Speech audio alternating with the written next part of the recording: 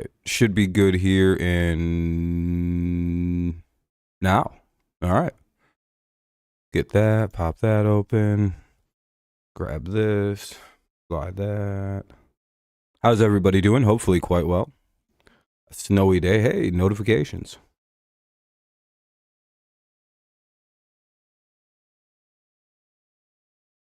All right, let's see what we got. Where am I at? Here we are. What up, what up? What's up, Space? Daniel. What's up, Nicholas? I'll have you on in a moment, Nicholas. Let me just get a few things out first, like 10 minutes. Go Packers and Bucks. Yeah, good luck to them.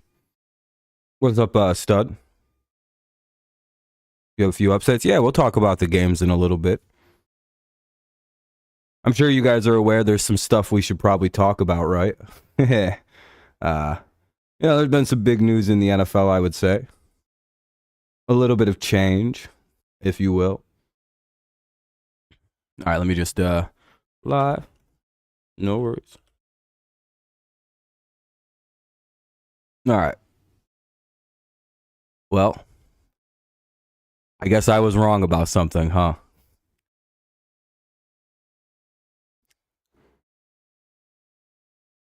Pretty crazy thing to be wrong about. Yeah, it's very snowy by me. It's like a blizzard out there. It's pretty crazy. It's a blizzard. It's really windy, so it's whipping this extra snow around. It's quite the scene. We probably already got like a half a foot of snow out there, I feel like, in a really quick, like 6 hours. It's insane. But the NFL is a crazy thing, right? Pete Carroll gets fired. Mike Vrabel gets fired. Well, not really fired for Pete Carroll. They kind of just agreed he's not the coach anymore. And then, of course, we have the biggest news, the more shocking of the news. Your ideal playoff picture is Miami beating KC and moving on, but I'll interfere with me, Lamar versus Joe. Fair enough, Space. Yeah, like your ideal win messes with the game you want to see. It sucks. The Steelers-Bills game. Yeah, the Steelers-Bills game is going to be ugly. The Chiefs-Dolphins game is going to be real ugly. Like, it's going to be some ugly football. What up, Adam? It's going to be some crappy weather, some ugly football. See, the Lions did it right. They built their stadium inside. They're just like, yeah, you know what? We're not going to do this. It's shitty outside. Which probably is the way to go. As I'm getting older, I don't know why weather is allowed to be a factor in sports. Like in baseball, you can play outside, but it shouldn't. Like if it's like really rainy, it's like, all right, fuck that, put the dome up. Like I feel like we should be moving towards 100% retractable roofs or domes entirely. Lamar Jackson versus Flacco is it? Well, no, while I agree, I like the weather games. It's very dangerous, like for these guys to play in these games, and it's like. Since these guys are making so much money and like these games there's so much money involved, there's such a level of professionalism. There's so few people that can do what they do. Like I feel, and like there's so much money and like betting now involved and legalized gambling. I almost feel like we shouldn't have it. You know what I mean? Like it's like it's not safe. It's not safe for the Steelers and fucking Bills to play in that football game tomorrow. That's crazy. Minus 30 degrees. That's literally unsafe. Like you have to cover all of your body up in that kind of weather for if you're exposed to it for more than like a few minutes. That's like damage your skin and organs weather. It's really bad. The only problem with Pacheco is he's designed to run in that kind of weather. What's up, Derek? Hell yeah, I'm ready for football. Yeah, like everyone's gonna be freezing, dude. That's really cold. You can start getting pretty good damage. If you cover yourself up though, you can generally do okay in the 30. It'll just suck ass. Oh, dude, yeah, every game is worse than what the Patriots and Jets played in. I would say Pacheco's probably the scariest person in that game because he's literally almost like built to run in that weather. Have you seen the way he runs? It's hilarious. Really quickly though, we should talk about one piece of pressing news, and then we'll go right back into the games. Here on this channel, we were very certain that a certain coach was not going to be fired. We were talking shit for 2 weeks at a time. I hadn't really stopped talking shit for 3-4 days about how wrong the media was. And to be fair, I still think the media was incorrect. They got it completely wrong. The decision didn't happen until late Tuesday evening. Like, I heard like 10, 11 o'clock at night Tuesday evening is when the decision was finally made. So again, they were wrong, right? They had said the decision was made. It was done after Germany, blah, blah, blah, blah, blah. They got it all wrong. I was closer to right than what they were. The only thing they got right was that Bill Belichick isn't the coach anymore, right? Like, that's the only thing they got right in that. And it's like, yeah, and that's because, like, they just decided ultimately it was probably time to hang it up. I think it kind of matches the situation that was going on with Pete Carroll in that, yeah, Belichick could have coached for another 2-3 years or another 2 years, but like, what ultimately during a rebuild of an offense, it's like, what good is 2 years when the guy's going to retire and the team has to kind of rebuild really quickly again in 2 years? Like, they have to rebuild now, and then when Belichick goes in 2 years, it's like, boom. I think that's literally what the hang up was. And I think that's why Bill decided it's probably best I go. It's kind of like the Pete Carroll thing. It's like, yeah, those guys could have stayed, but in 2 years, they're probably both retiring because they'll both be like 75 and 76. So you have to kind of look at it kind of like that. Like, they probably did what was best for their team, right? They're leaving both their teams.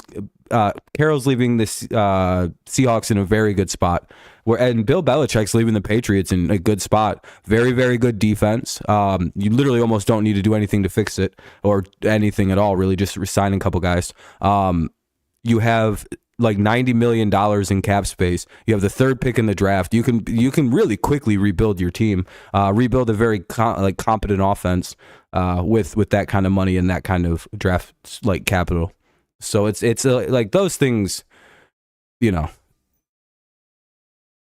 are a good way to leave a team in a quick rebuild spot. And again, Belichick could have done this, but it's like he's going to retire in 2 years anyway. It's like, and then the team has to go through this again. So it's like he just accelerated the thing that was going to happen. This is probably going to happen next year because Belichick's contract was up after next season. So like after the 2025 year. So they just accelerated it by a year, and then, you know. And now we have a new head coach in New England, which is a little strange. Jerron Mayo. Huh? How do we feel about that? Very quick hire. I think one of the cool things about the quickness of that hire is it shows that, like, no, the Patriots, they weren't caught flat-footed. This wasn't something like this wasn't a willy-nilly.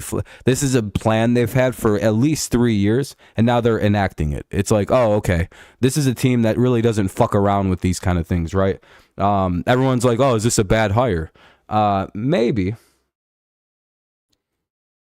But you have to also kind of look at a situation and go, who has Robert Kraft hired as a head coach? Bill Parcells. He was pretty good.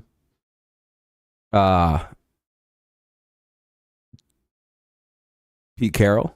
He's pretty good, right? I mean, those are two good head coaches. Oh, and then, of course, Bill Belichick.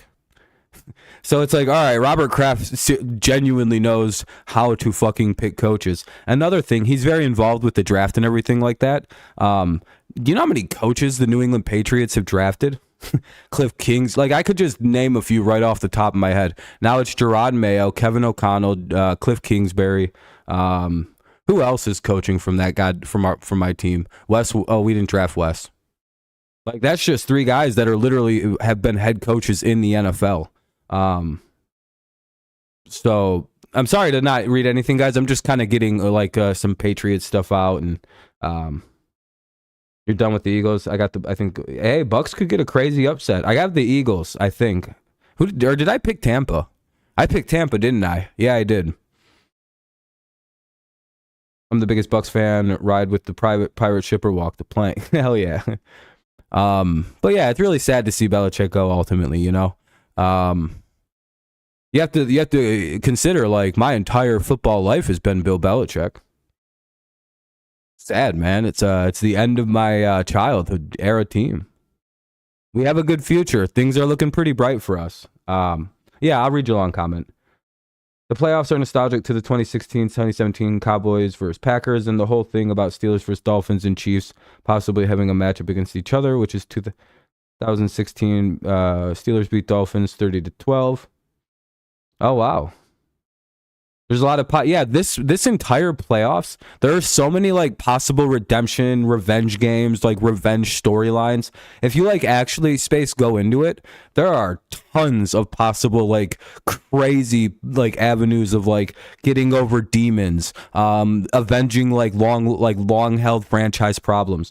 Could you imagine if like somehow the Packers like actually beat the Cowboys and then fucked around and like then actually beat the 49ers? Do you know what that would mean to that organization to finally beat these motherfuckers? The last 4 times they've played the 49ers in the playoffs, they've been like embarrassed by this football team. It's 4 straight, dude. The Cowboys, what if the Cowboys can finally get over the Packers? Holy shit, dude. And then the Cowboys like finally are winning playoff games and go to the NFC. What if they win the NFC championship? Like there's so many like what if the Lions win a playoff game? Think about like all the crazy things that can happen just from the NFC this year. Hey, what's up, Milan?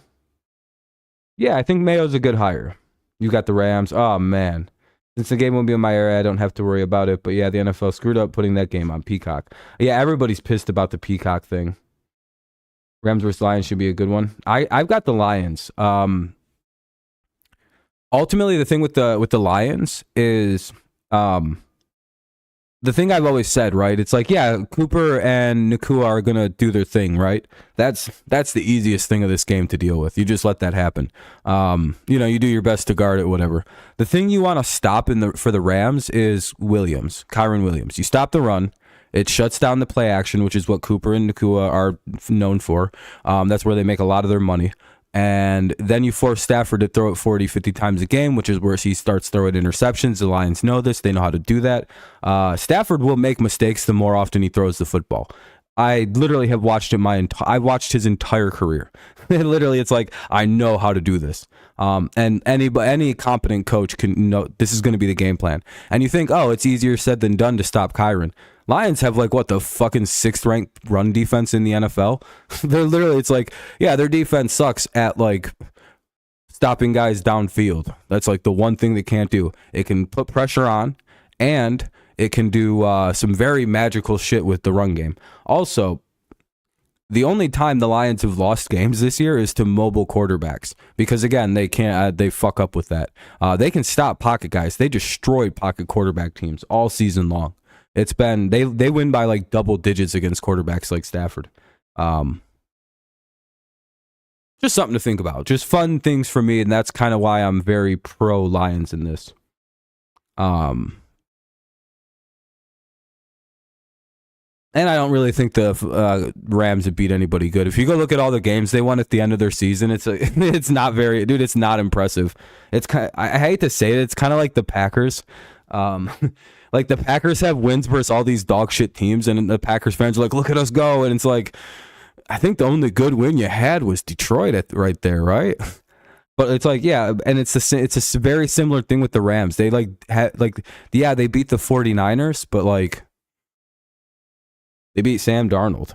Like, go look at the quarterbacks they beat. Bunch of fucking nobodies.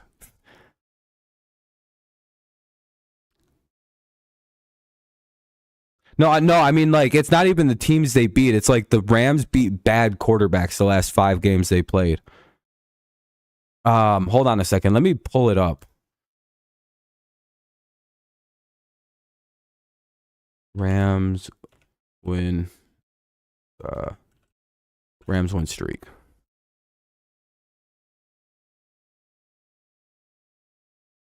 Where the hell?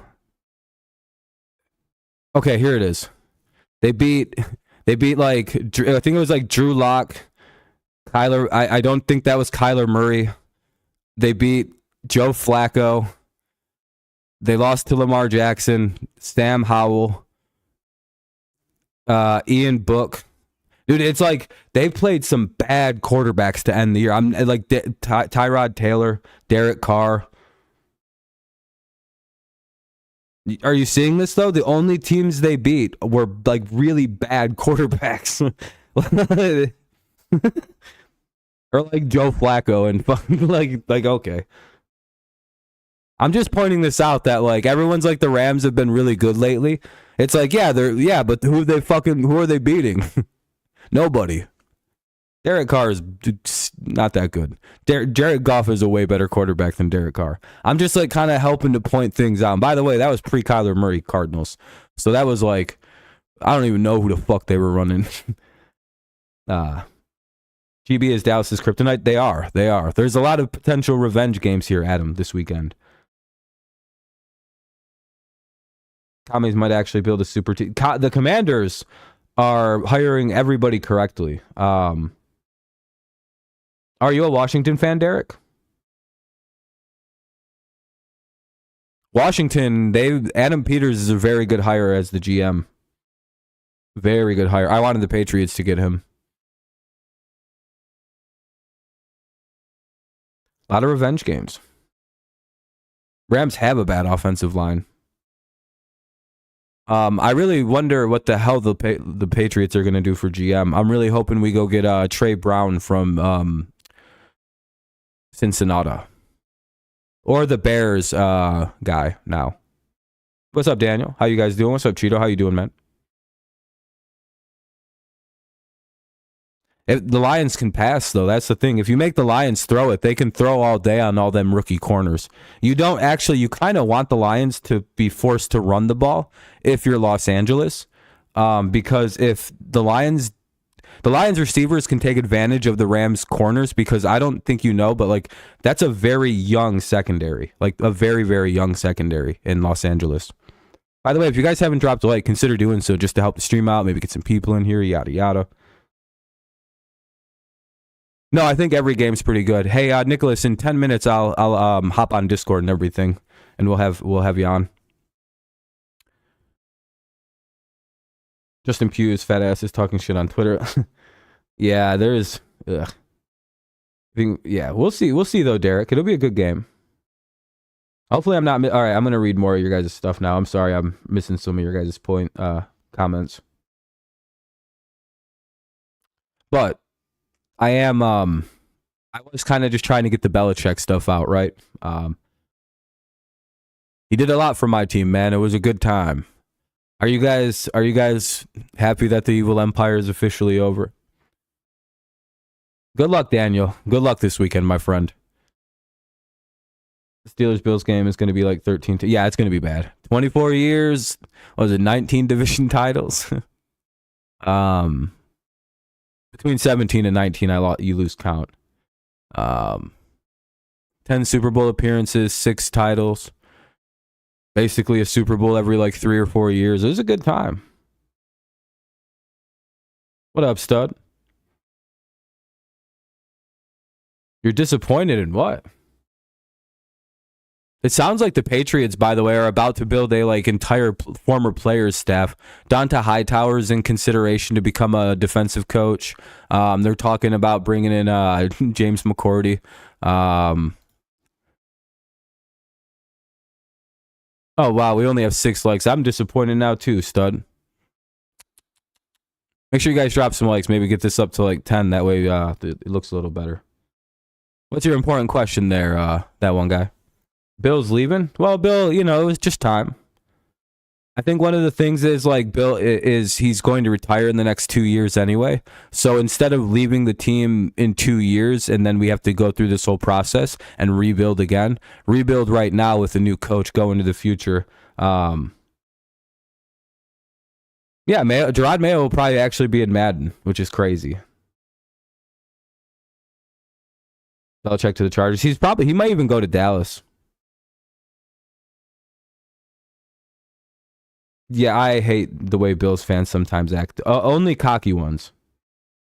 Hey, Laura, I'm doing good, man. How you doing, buddy?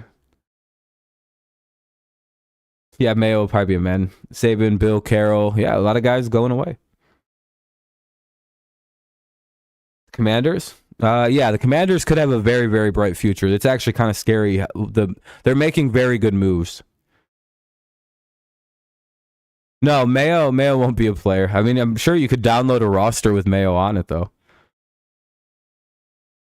Yeah, Bill wasn't part of the coaches association. Yeah, Washington's in a good spot. Magic Johnson's doing good. No, a lot of people think Bill's going to wind up going to one of the playoff teams. It could be the Eagles or the Cowboys.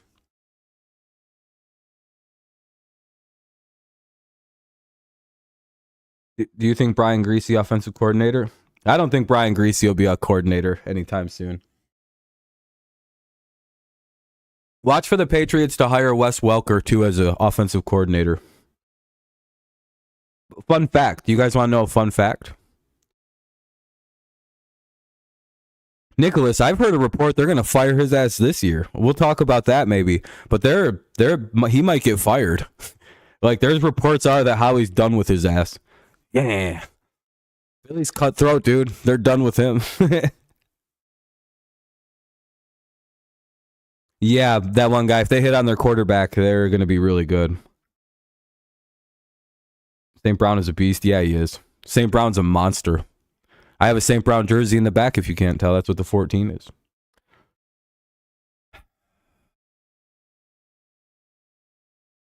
Gerard Mayo is the youngest coach in the NFL.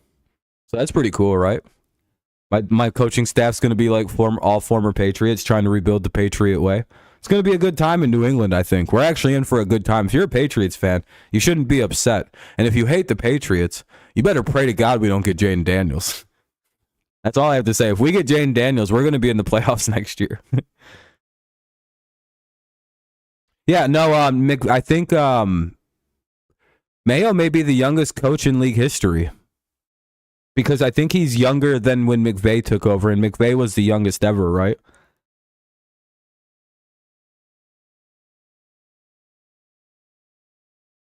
Yeah, you better hope we don't get Jaden Daniels. Like he's ours. It could really be a problem. Like that's a real thing. Patriots will probably be in the playoffs next year if we get Jaden Daniels. It's like, uh-oh. Shit, they might be. They had a top 10 defense missing like 2 or 3 of their best defensive players all year. And they basically are going to have their defense from the last 4 or 5 years because it's Mayo's defense. Oh, no. Several players have said their top priority is to make sure they're in New England for the next few years. Wes Welker is the receivers coach for Miami too, Laura. Yeah, we're not going to take Drake May. Dabo Pat's QB coach after Daniel Jones gets him and Schoen fired. Hey, we could bring in old buddy Dabo back as OC. All right, well, I'm almost done talking about the Patriots. It's just my team made a big move. We're already my team's almost done with all their shit. Now it's just time for my coach to build a staff. One of the things I'm wondering about, what is Steve Belichick going to do? I wonder if he's going to tell his sons to stay with the Patriots because it's a better take the future route and just become the Patriots DC, which that would work. Him and Mayo have a great relationship. But you'd think Bill's going to bring him along as his DC. So May and Daniels are 1B. I like Jaden Daniels more. I think he's got a way higher upside. Drake May could work in the NFL. I actually went and watched a whole bunch of Drake May, and I've softened my opinion a little bit. I don't think he's going to be as bad as Mitchell Trubisky and Daniel Jones, but I think he has to go to the perfect situation. He has to go to Ben Johnson. That's the number one way he works in the NFL. It's the only way this dude works in the NFL is if he goes to Bobby Slowick or Ben Johnson. That's it. Those two guys, he will be a good quarterback. Anybody else, he may be fucked. No, he's worse than Herbert. If he goes to the wrong situation, he will be a bad quarterback. Herbert was probably always going to be pretty good in the NFL. I almost don't know if May needs a bunch of playmakers like Tua. It's more along the lines of I think May needs very good offensive coaching. And I think that's the thing that failed Daniel Jones, and I think that's the thing that failed Mitchell Trubisky, both early in their careers. Like if Mitchell Trubisky or if Daniel Jones had Brian Daboll right away, he would have been a good quarterback. Like there's like you can see where the coaching like of these guys have fucked their careers up. And you can see it a lot with Trevor Lawrence. He's a year behind where he should be. He just had a sophomore slump year. Like it's like how is he? Because that whole year of Urban Meyer gone. Like it's just like yeah, it's very hard to explain what I'm thinking. But it's like I have a very hardworking theory about how important it is to get the right quarterback to the right team. Like I know that's like not even groundbreaking, but I think it's like vital in certain situations. Like Drake May will not work in the NFL without like 3 very specific coaches. Yeah, Caleb Williams. Yeah, I think he's a better option. Honestly, if you can get Caleb, he's a gem of this draft. And by the way, it sounds like he doesn't want to play for Chicago. It sounds like he wants a guarantee from the Bears. He's pulling an Eli Manning. He ain't going to Chicago. Curtis Samuel will work with a good quarterback, I think, personally. If you get Caleb, you want to keep him. Have him play slot.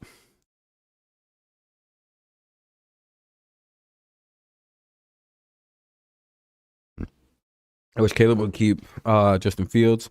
Honestly, that one guy, you may hate me for a second, that one guy. You guys could probably safely take Drake May because I do think that with Brian Daboll, you could coach him into a good quarterback.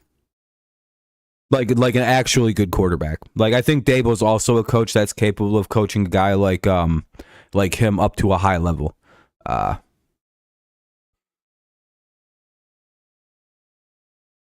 Pretty honestly, I do think you guys could get Drake May to work. Because the more I watch Drake May, I'm like, okay, there is something there. He's got a fucking rifle on his shoulder, and he can make some crazy looking throws.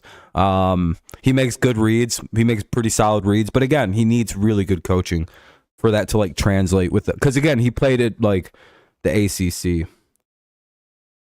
Yeah, the Chargers owners are dog shit cheap, and they just make bad decisions when they do spend money. It's almost it's like a cavalcade of comedy errors. It's pretty good. It's just like, man, how do you guys mess up every single time? I don't know. What do you guys think the pay? Like, seems like everybody's pretty positive about the Gerard Mayo hire. I would honestly love to see Caleb go to the Commanders. Yeah, I want to see him not go to an AFC team. You don't trust Drake. Basketball schools worry me, especially after seeing Trubisky and how. Yeah, it's a little worrisome. The basketball school shit, but I think it has it because they went to bad coaching situations, and I think that has more to do with why they didn't wind up working out. Again, if you're the Commanders and you get him and you have Ben Johnson, you have nothing to worry about. It's literally like, all right, cool, we're about to kick ass, dude. You know what I mean? All right, I'm just getting my headphones all hooked up. Let me see something. That'll be good. We need offensive head coach versus defensive. That's something I'm worried about, right? Like the offensive versus defensive head coach situation. And I think it's a better idea to go offensive head coach. So Ben Johnson's probably the move for you guys. But I like that my team went defensive head coach personally. We still may bring Josh McDaniels back. Who knows how the fuck that's going to play. Do you think Bill's going to hire Josh McDaniels as his new offensive coordinator wherever he goes? He's like, all right, I'm bringing Josh with me. And they're just like, fuck. And then they're like, wait a minute, who is this Josh McDaniels? Why is he so much different than when we just knew him? Josh is like, yeah, I'm not as big a dick when I'm around Bill. I just kind of chill out.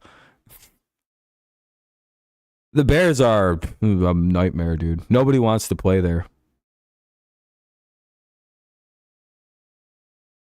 He's just gonna pal around with Bill. He ain't going to my new Patriots. He ain't welcome there. Fuck that guy. We're the new Patriots.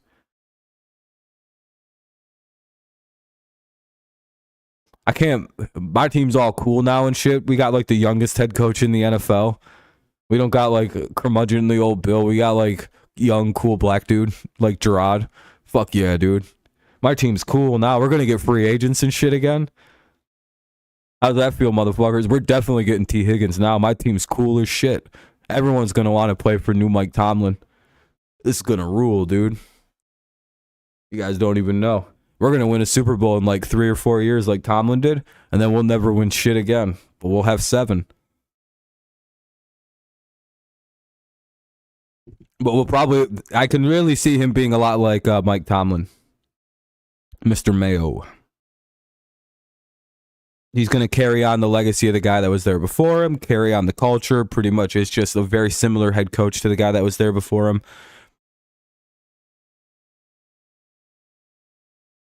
Drake does meet Mara's requirements, though. Tall and light. Yeah. He looks a lot like Eli Manning, too. That's like a big requirement of the Giants quarterbacks. Yeah, I mean, you guys have 2 good receivers. I would say you guys aren't necessarily... like first couple rounds needing receivers. He's a Charger. Ain't no way the Chargers don't draft Malik Nabers. He's a Charger. The Los Angeles Chargers. It's like, that's easy. Chargers are going to try to probably trade up and grab fucking Brock Bowers too. They're about, let's see if we can get both of them. I think they're going to go Nabers. I think they're getting rid of Mike Williams. So they're going to have to get him. But yeah, it's either Bowers or Nabers. Anyway, I'm going to be on Discord now. There, Nicholas. If you want to talk more of these games. How should have set out for experience. I mean, that's, I don't know. How didn't, I don't really know what to think. Howell's, Howell's Howell, I guess. All right, let me just make sure this was working. Oh, there we go. Input. That. All right. Yep. Blah. Okay, that's good. Cool. What's up, Mike? Just getting things ready to have young Nicholas come on. We're going to talk some football. Chargers they can't keep relying on Mike Williams and Keenan Allen. They get hurt. Yeah. Well, Allen, not too bad, but like, yeah, I know what you mean. Yeah, you should see me chilling somewhere in there.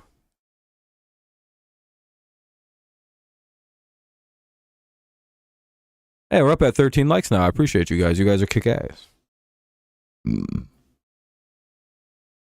Oh, hold on a minute. Here we go. It's always the live on air part. Hello? Yo. How you doing, Rob? Good. How's it going? Can you guys hear him good?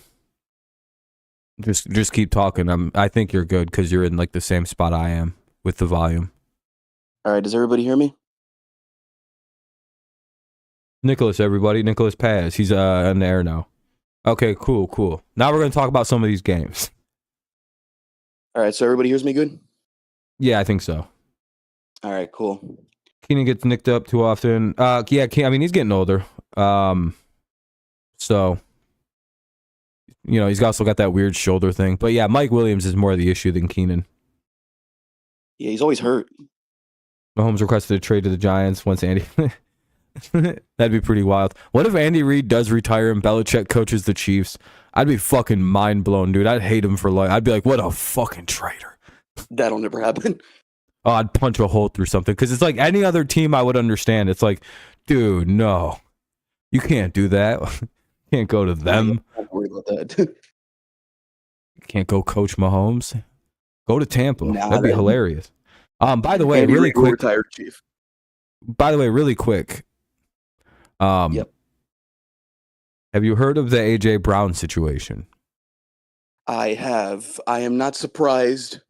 It's bad. He's done there. Yeah, it's like the question is, where do you think? I don't think he's going to get traded, but where would you think he should go? Oh, I have a destination for AJ Brown. The place he wants to be. The place he thinks about all the time. Oh, the place that he thought he was going to be drafted to and never leave.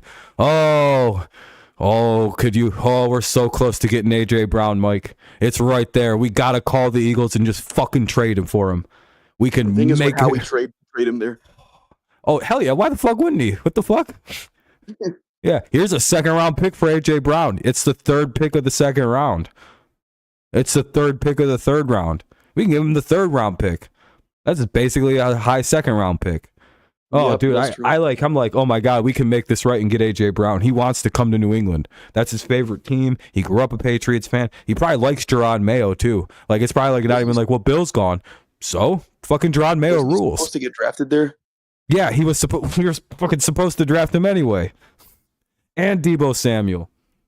Oh shit.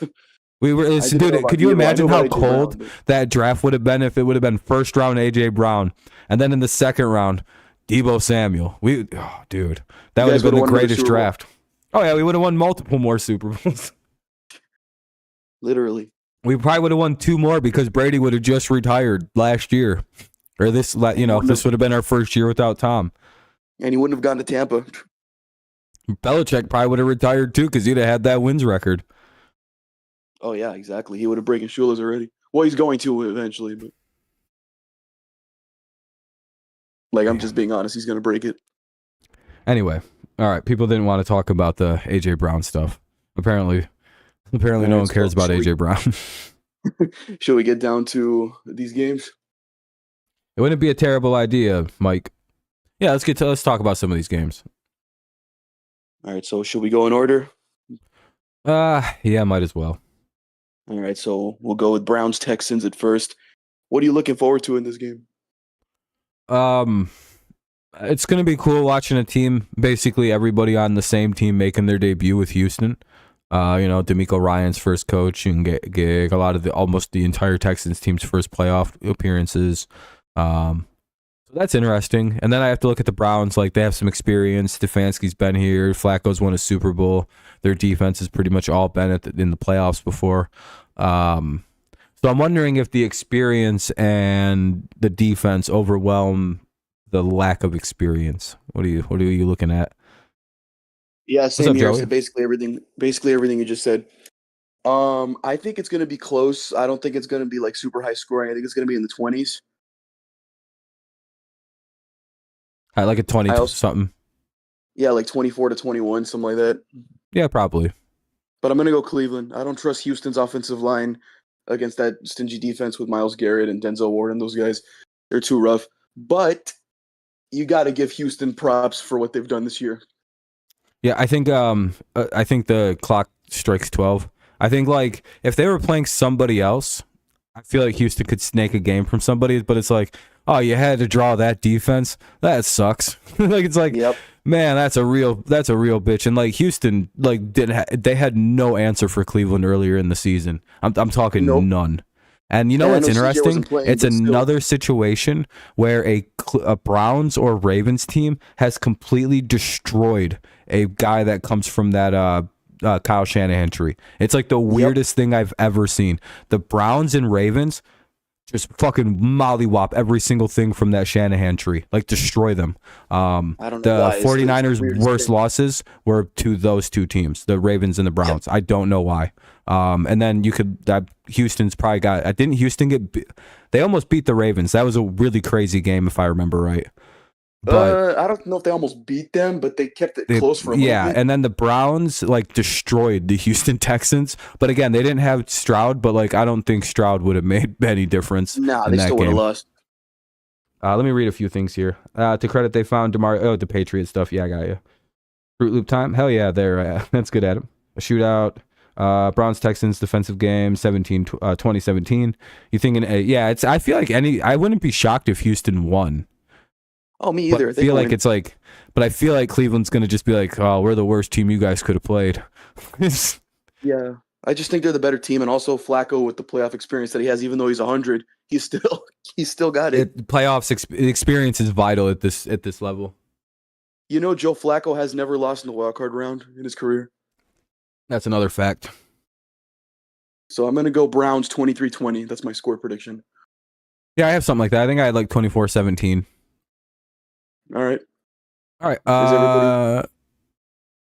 What's that, Mike? What do we hear? Is Mike in the chat too? Oh, I thought Mike popped in too. I was like, oh shit, is Mike here? He's about to yell at you, dude. You're a Dolphins fan. That would be cool if he came in.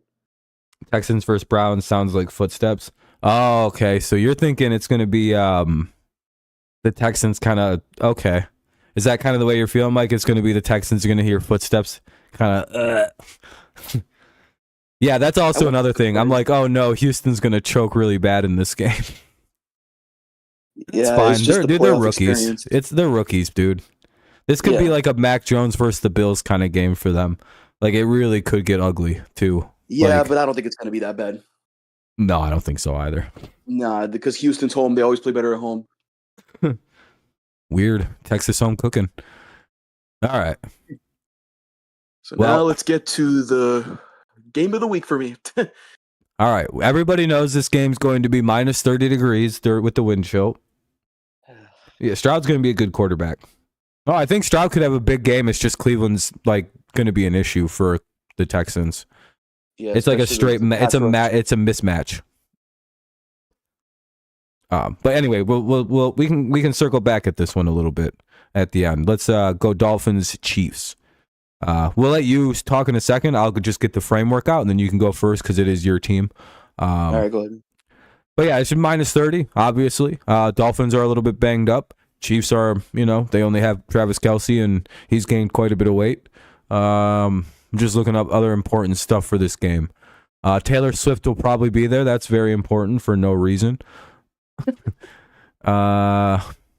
It's going to be cold. It's going to be a really big problem. I think the weather will be, especially because these are like two throw-it teams. So now it'll be, I think, two teams that'll be running the ball. Again, who does that really favor? It kind of depends on how you look at the styles of run.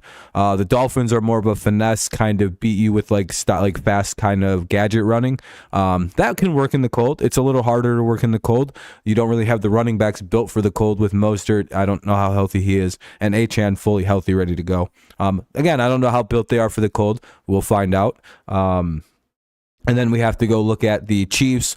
While Isaiah Pacheco may run funny and not be the greatest running back in the NFL, he's like the way he runs, like go watch the way he runs. And it's like, oh yeah, that guy's meant to play in minus 10 degree weather because he runs very hard. He's got this weird low center of gravity run that he does where it looks like he can glide over ice. It's very, very hilarious looking. He can run through snow, it looks like. So very, very funny running style that looks like it translates well when it gets really cold. Nobody's going to want to run into that fucking guy. So that'll be helpful. So it's kind of like one of those things where it's like, all right, well, how does this... I have the Chiefs winning because, again, I think the Dolphins are a little bit more dependent on like not shitty weather to win. Again, I haven't really seen their offense kind of work outside of the like ideal weather. So it's like, all right, well, we'll see. But it's really hard to pick a team to suddenly get their shit together in the bad weather in a playoff game versus a team that I've seen play well in shitty weather. Go ahead. Yeah, All I agree. I agree. The thing is, we did this to ourselves, putting us in this position. We did this to ourselves. Yeah. That Titans game back in week 14 ruined the season. And I knew it too, because when we lost that game, I'm like, yeah, we're gonna lose the division. Like, I knew we were going to make the playoffs and stuff like that, but that game destroyed it because I knew we weren't going to beat Baltimore after that horrible game against the Titans, and same thing with the Bills. Because that Bills game, we had them, but we screwed up big time. But yeah, I'm getting a little off topic. So as far as this game goes, I mean, I'm not saying we don't have a shot. I think you could have a because you know shot. the Chiefs wide receivers can't catch a cold either. Because freaking Marquez Valdez-Scantling and Kadarius Toney, they can't catch. So if they can't catch in any weather, then they can't catch in this weather either. But Yeah, yeah. Mahomes is experienced. He's played in this weather before. Well, I don't know if this bad, but cold weather like this. I don't think And I think anybody's it's ever played in weather like this. This is all record-setting cold. negative 30-degree wind chill. But what also sucks is no Bradley Chubb, no Jalen Phillips, no Andrew Van Ginkel. Our entire linebacking core is decimated. We just signed Justin Houston and Melvin Gordon, or who was it else? You got Melvin Ingram or something like that. Yeah, and Melvin Ingram has actually been playing very good. No, Bruce Irvin as well. Oh yeah, I forgot about Bruce Irvin, but he's probably going to be a backup. He's probably going to be backing up. But I got the Chiefs winning this game, unfortunately. I just don't trust our offense in this type of weather. I think our defense could, limit Kansas City's offense, but I think the Chiefs win like 17-14 or some shit like that. I wouldn't be surprised. Yeah, like we can win this game, but we won't. That's just how I see it.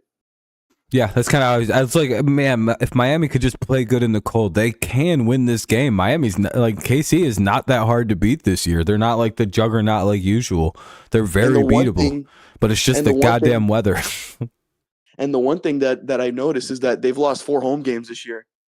Yeah, that's what I mean. They're not their usual selves. There's they're a little off this year.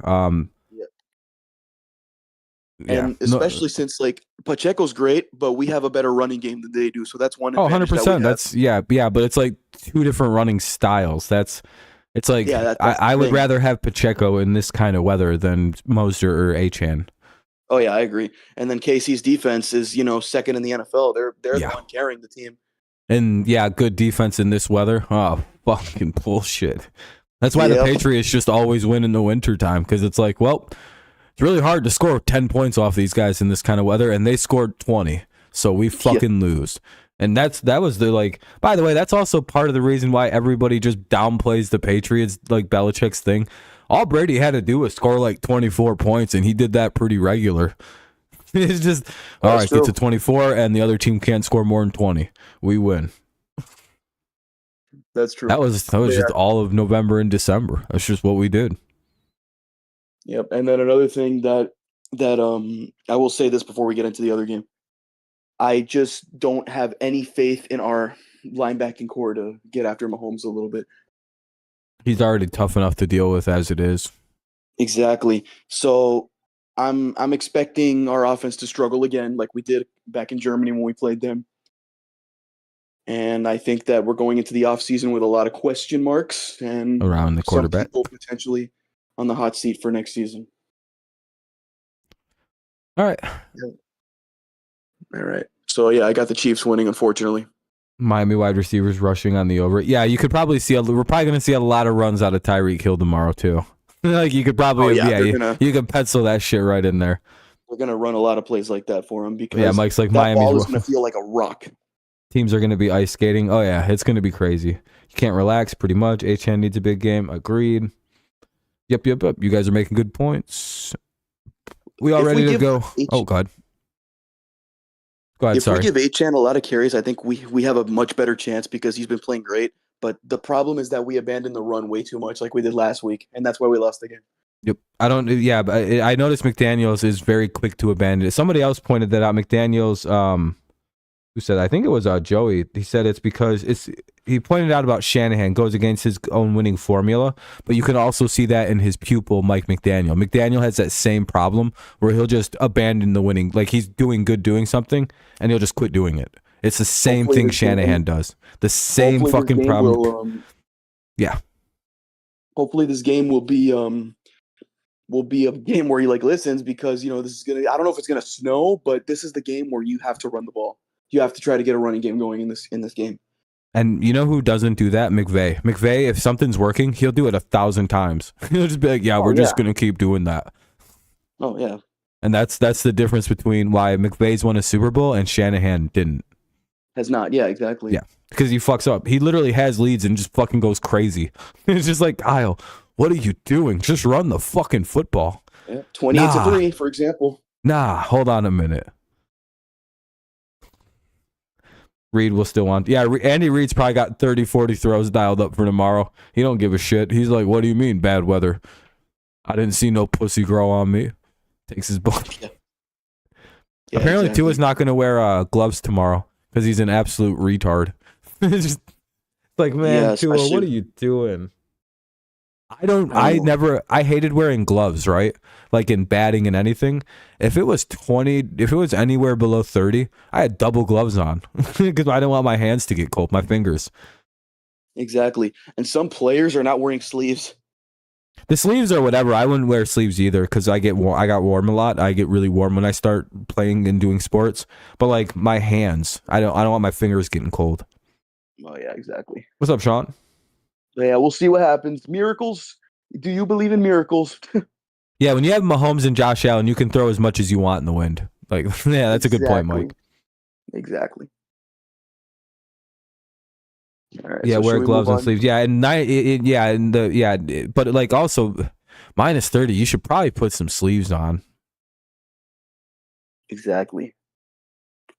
All right, I think we spent a lot of time on this game. It's a big game though, so it's the primetime game. We'll be streaming this game, but I'm gonna be a little late because I got to work till 10 tomorrow. So I'll be live at like 10:10 or 10:15, which will be most of this. It'll be most of the second half, so we'll be fine. Yeah. All right, Steelers and Bills. This game will be a blizzard, a literal blizzard. It'll be tons of snow all over. It could be snowing during the game. Pretty much all of like the Erie like snow line, like the entire place around the Lake Erie just got belted with snow. I'm getting hit hard right now. It's quite the shit show. It could turn to rain. It's gonna be ugly. So that's what the Steelers Bills will be dealing with. Does that favor any particular team? Not really. They both kind of play similar, except for the Steelers don't throw it as well, but the Bills don't run it as well as the Steelers. So, except Josh Allen is crazy. I think Josh Allen's pretty much the X factor in this game. If he doesn't turn it over, the Bills are going to win. No, TJ Watt is the killer of the game, I think, for the Steelers. If the Steelers had TJ Watt, I might actually pick the Steelers as like the prime upset pick of this weekend. I'd be like, oh, dude, this is teed up for a team like the Steelers to just steal a football game here. But they don't have TJ Watt. Yeah, I agree. The one thing that I will say about Pittsburgh is that even without TJ Watt, they could still get after Josh Allen, but it won't be the same. Yeah, Sean said if it becomes a snow game, Pittsburgh. Yeah, the weather is going to give Pittsburgh a shot, but it's like no TJ Watt is the issue. I almost went to bet on the Steelers for a 4 times money win. If you have like $20, it might be worth it. $25, you turn that into $100. Again, it's not. I don't think this is one of them games where it's like, oh, Buffalo's going to destroy them. No way. I've seen what Buffalo looks like in weather like this. They're not very good in weather like this. Remember the game they lost where a certain quarterback threw it 3 times and they lost? Exactly. I know that they're the second seed, but you know me, I think the Bills are overrated. And I'm not just saying that because I hate them. I'm just saying that because the truth. Like the last couple weeks, I know they beat us, but we're not great. They haven't looked like the team that we saw the last 2 years, 3 years actually. Their defense is beatable this year. Exactly. No Matt A lot Milano, of injuries. no Tre'Davious White. Taylor Rapp is out officially. Oh yeah, that too. So that's and big. The thing is, Stephon Diggs is also not. Teams are starting to cover him very well. And the Bills just don't seem to like throwing to him. I'm not sure what's up with that. No, but Josh Allen is the type of quarterback that can carry you to victory. Of course, I'm going to go Bills in a low scoring game. I'm going to go 14-7. I think it's going to be very low scoring. I think a lot of running is going to happen, but I don't trust Pittsburgh's offense at all. Yeah, that's my big issue too. I'm like, man, if they didn't have Mason fucking Rudolph at quarterback, this would be such a great upset pick. Same issue. I do not trust the quarterback situation in Pittsburgh at all. Exactly. Like if the Steelers somehow win this game, I'll laugh, but I'll be pissed at the same time because Josh Allen owns us. Like Pittsburgh can beat him, but we can't. It's like what the fuck. We also we beat both of these teams this year. Yep. Mike, we can't really say the Bills are overrated because they lost to us, because we also beat the Steelers this year with Bailey Zappi. That's right. Well, I just don't know how Mike Tomlin does this with a horrible offense and shit like that, but you got to Gabe give him Davis credit. is also out. Yeah, Mike. Gabe Davis is also officially out for the game. Oh, He's only lost one or two. Yeah, Bills are also very good at home this year. Shakir is good, though. Shakir's a good receiver. Pitt has the better kicker. It's honestly kind of a wash. Tyler Bass is a very good kicker. So is Boswell. It's like, yeah, Boswell's a better kicker in Pittsburgh, but like they're both reliable though. They're both. It's like you know, either one is really, really good. Boswell maybe just they both kick in shitty weather all the time. They're solid. Right, but yeah, I'm gonna go Bills. But the Bills in a close game. That'll make my weekend. Yeah, I think it's pretty. Josh Allen's gonna run a bunch. Oh hell yeah, yeah, he's gonna be running all game. Like 20 times. Yeah, no TJ Watt. Yeah, he's free to go. You think you're gonna go Steelers, Mike? A lot of people are going Steelers. I mean, the weather is really kind of tilting the game towards people kind of looking at Pittsburgh like, all right, well, this is looking good. And that's the thing with these weather games. The home favorite is more pressured in that game. And I have a lot of home teams winning this weekend, except for like the Texans. Yeah, just the Texans. So like it's like, oh boy, I picked way too many home teams. Yeah, and there's going to be some upsets, so we're not always going to be right here. Right. Well, I have a couple teams that aren't favorites. I have the Browns. I don't think they're favored. No, they are. I have the. No, they are. They are favored. Who the hell do I have that isn't favored? Just the Tampa. I think Tampa. Yeah, that's it. Yeah, that's the only team I have winning that isn't favored. Yeah, it's the playoffs. I'm right about this shit anyway. Yeah, we just watch it for fun. We just do these picks for fun. I got like $30 million on this. I hope the Arab Prince I made a bet with isn't serious. It's like, well, that's a bad idea. We'll probably cover the next game. Yeah, we'll probably cover the Steelers-Bills game just for the funness of it being dog shit weather. It is going to be. I mean, it could be a fun game. All right, Packers and Cowboys. Oh, this is fun. This is gonna be good. McCarthy versus former team. You got all that fun stuff. You got the surprise team to make the playoffs in the Packers with Jordan Love, who's been playing white hot football lately. Mika's gonna get one interception, possibly. What's up, Sinclair? What's up, Sinclair? How's it going, man? How he came in on the Arab Prince bets. Yeah, hopefully they go good, man. But yeah, more, I guess, Dallas obviously is very, very good at home. They haven't lost in like 15 games or some crazy shit like that.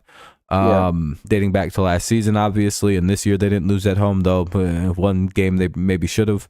But that's a different conversation. Yeah, that's a interesting combo. So yeah, obviously Dallas does have issues against the run, but I don't really think Green Bay runs extremely well, so that's not something they have to really worry about with Green Bay. Though maybe Green Bay could run the ball with Jones. It's just there hasn't been like a crazy run threat out of Green Bay this year. Yeah, exactly. Dallas is very good in the secondary, so they could probably deal with Green Bay's decent passing attack. I don't really know how good Green Bay's offensive line is going to be versus Dallas defense that does turn it up at home. Dallas's offense also plays way the fuck better at home. Dak is very, very good at home. Dak has put up like near MVP, like literally should be getting MVP talks this year. Maybe we'll get MVP votes this year. But it's going to go No one is being Lamar, though. Yeah. But it's like Dak, any other year, Dak would probably be getting a ton of consideration. Especially because, again, they all play better at home. That's the problem with the Cowboys. They're like, if you're a mediocre team and you play these guys at home with that Joe Barry defense, I have to go Cowboys. It's I just don't trust Joe Barry's defense versus this Cowboys team at home. If this was in Green Bay, I'd literally be like, oh yeah, Packers get the craziest upset ever. It's just like, yeah, that'd be an easy one. But obviously, Dallas at home is a whole different beast. So I'm gonna have to go with the Cowboys, unfortunately. Yeah, same here. I'm going Cowboys as well. Another thing is, like you said, Green Bay doesn't really run the ball very well, and their wide receiving core. I know Jordan Love is playing very well, but their wide receiving core doesn't scare me at all. Like if I played against Especially them, I with would that secondary. Yeah. exactly. With Deron Bland and what's his name? Deron Bland was first Gilmore. team All Pro. Yep. And then I think Dak is gonna destroy Joe Barry's defense. I think it's still gonna be a good game, but I think Joe Barry should get fired after this. Even though the Packers made the playoffs, they need a new defensive coordinator. I think every Packers fan agrees with you. Every single, they would all be like, "Yeah, we probably got to get rid of that fucking guy." They're Maybe the they could first sign ones Wink that tell you. Martindale, Yeah, Wink would be a great addition. because he resigned. But yeah, I'm gonna go Cowboys 34-24. I just think Dak is gonna slice up that defense. Mike, I agree. I would really like to see CMC win MVP, but they don't give it to regular players anymore, I guess. No, They it's a rely on QB Jordan Love. award. Yeah, the Packers need Jordan Love to sling it a lot, well over 15 times. Oh, for sure. Way over that many. Yeah, this game, for whatever reason, like maybe it's because I don't like the Packers, nor do I really like the Cowboys, but it feels like the most boring game of the weekend.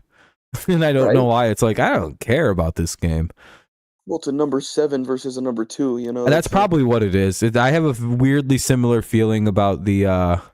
No, I don't. I like all the AFC matchups a lot. They all feel really good. Yeah, I agree with that too. Packers being slept on. I think the Packers can keep it close. It's just I really think their defense is a problem. Offensively, they can keep themselves in this game versus Dallas. It's again their defense. I don't think can really stop the Cowboys.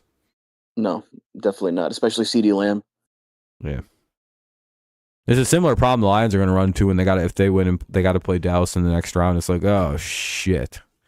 Like, would I prefer Dallas to win? Yeah, because I think the Lions are going to win. But no, do I prefer Green Bay to win? Oh, hell yeah. Because Green Bay winning only helps the Lions, because then the Lions don't got to go fucking play Dallas. They can host another playoff game.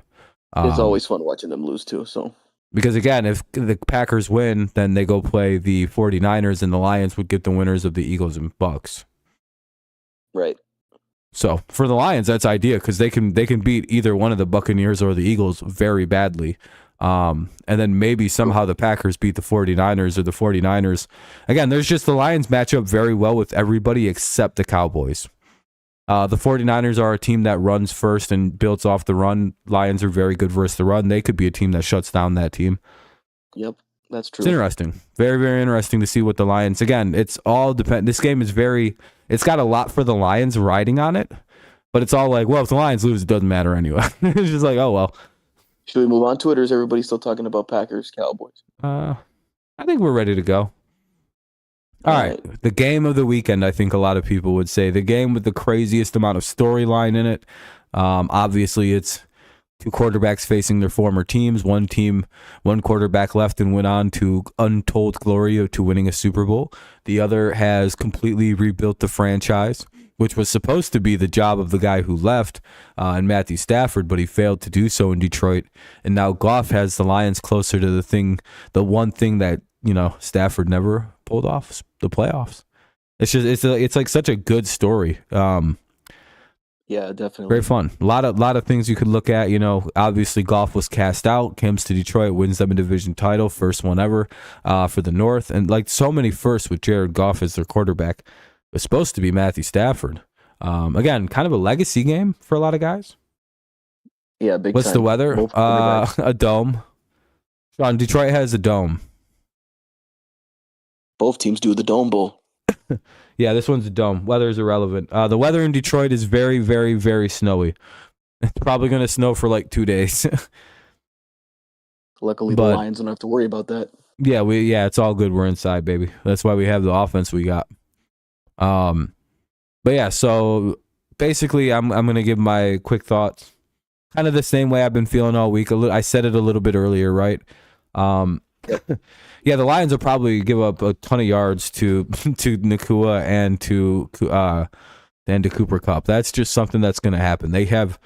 Maybe they can slow one of them down with C.J. Gardner-Johnson, but then the other one's going to kill us. So it is what it is on those ends. But one of the things that is going to be the big factor of this game is the fact that the Rams offense, like it was when they had Gurley, like it always has been.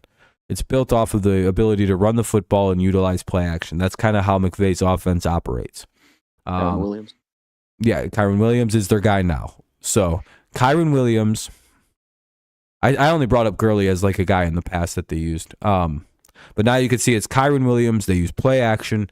When he's running well, they use play action. It opens up Nakua. It opens up Cup. And that's kind of how both these guys make their money. It's always been play action, kind of flashing it down the field. Very, very snappy, gadgety offense. Now, one of the things, probably one of two things the Lions do well on defense. One, stop the run. They're like the 5th ranked like run defense, maybe 6th. It's very, very high. They're very, very good at it.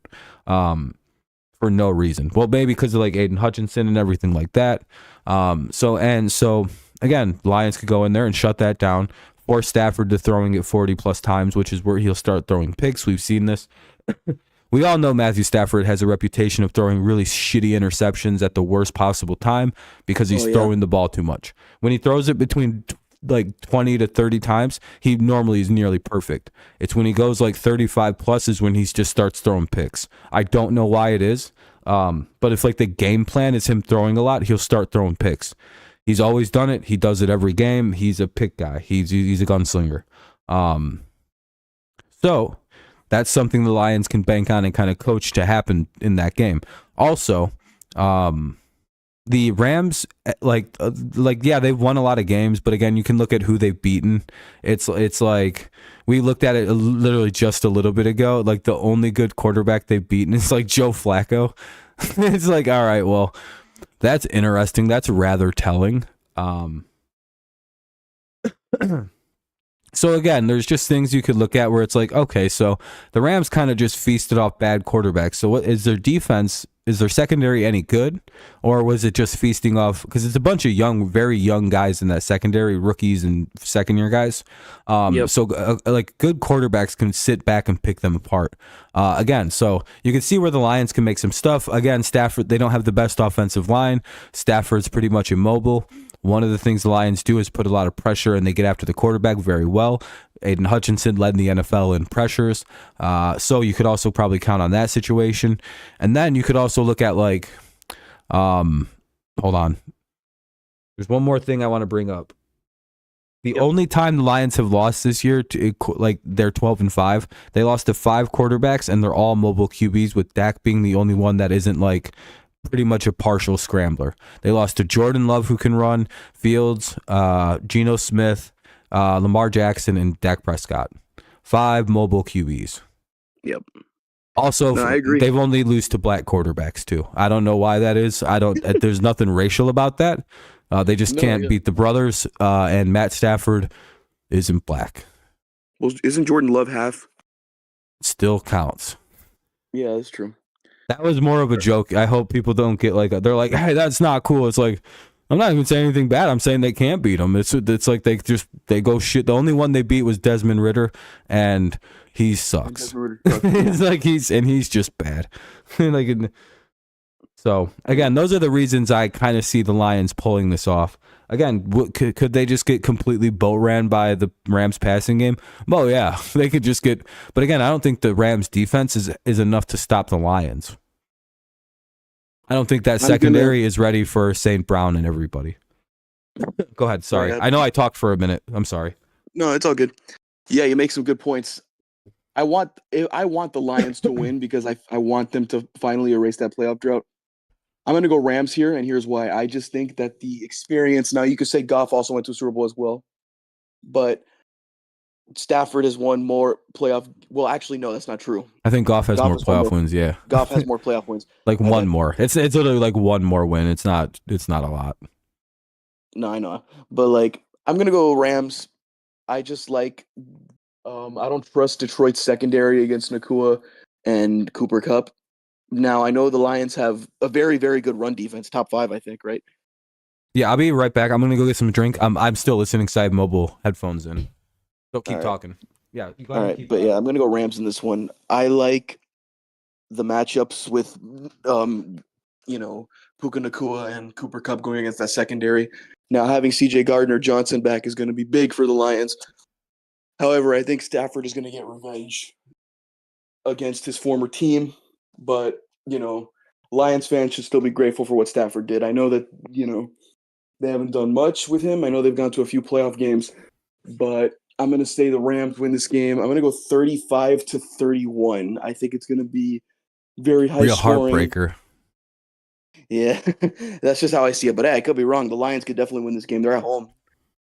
I also think one of the things the Lions are going to do, which you've probably seen a lot in their games this year, one of the things the Lions are very good at is getting out to gigantic leads.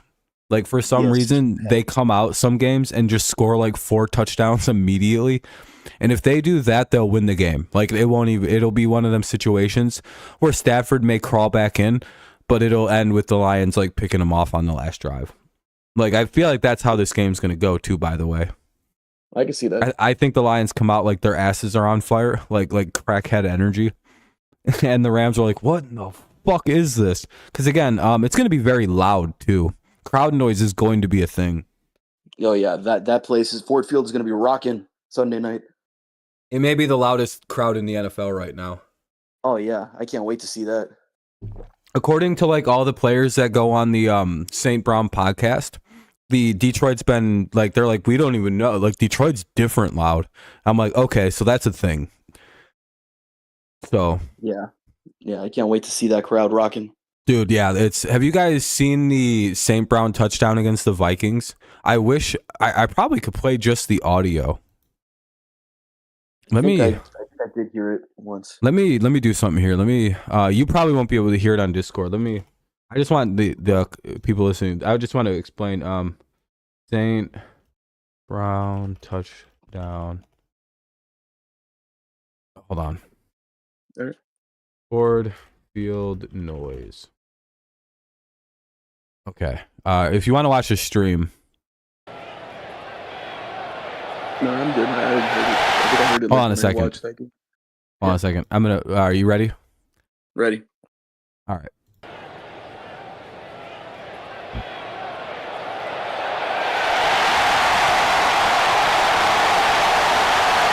It feels so loud.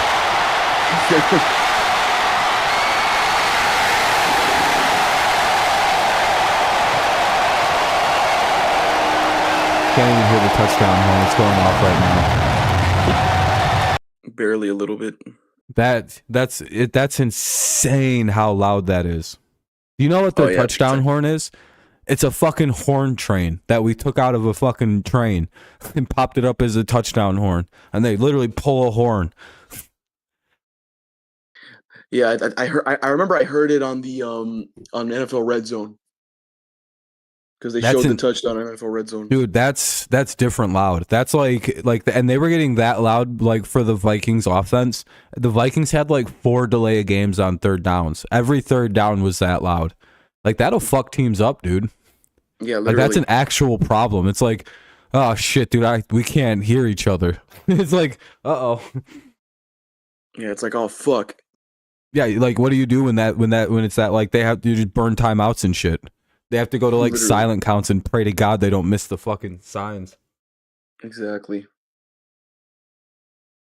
But yeah, and the Rams are a very young football team too. That could be a problem. Yep. Having to go silent counts. That's tough. That's very tricky. It is. Even the Patriots struggled. Yeah, it's very sold out. Yeah. Oh yeah, dude. I don't think any Rams fans are even going to be in attendance.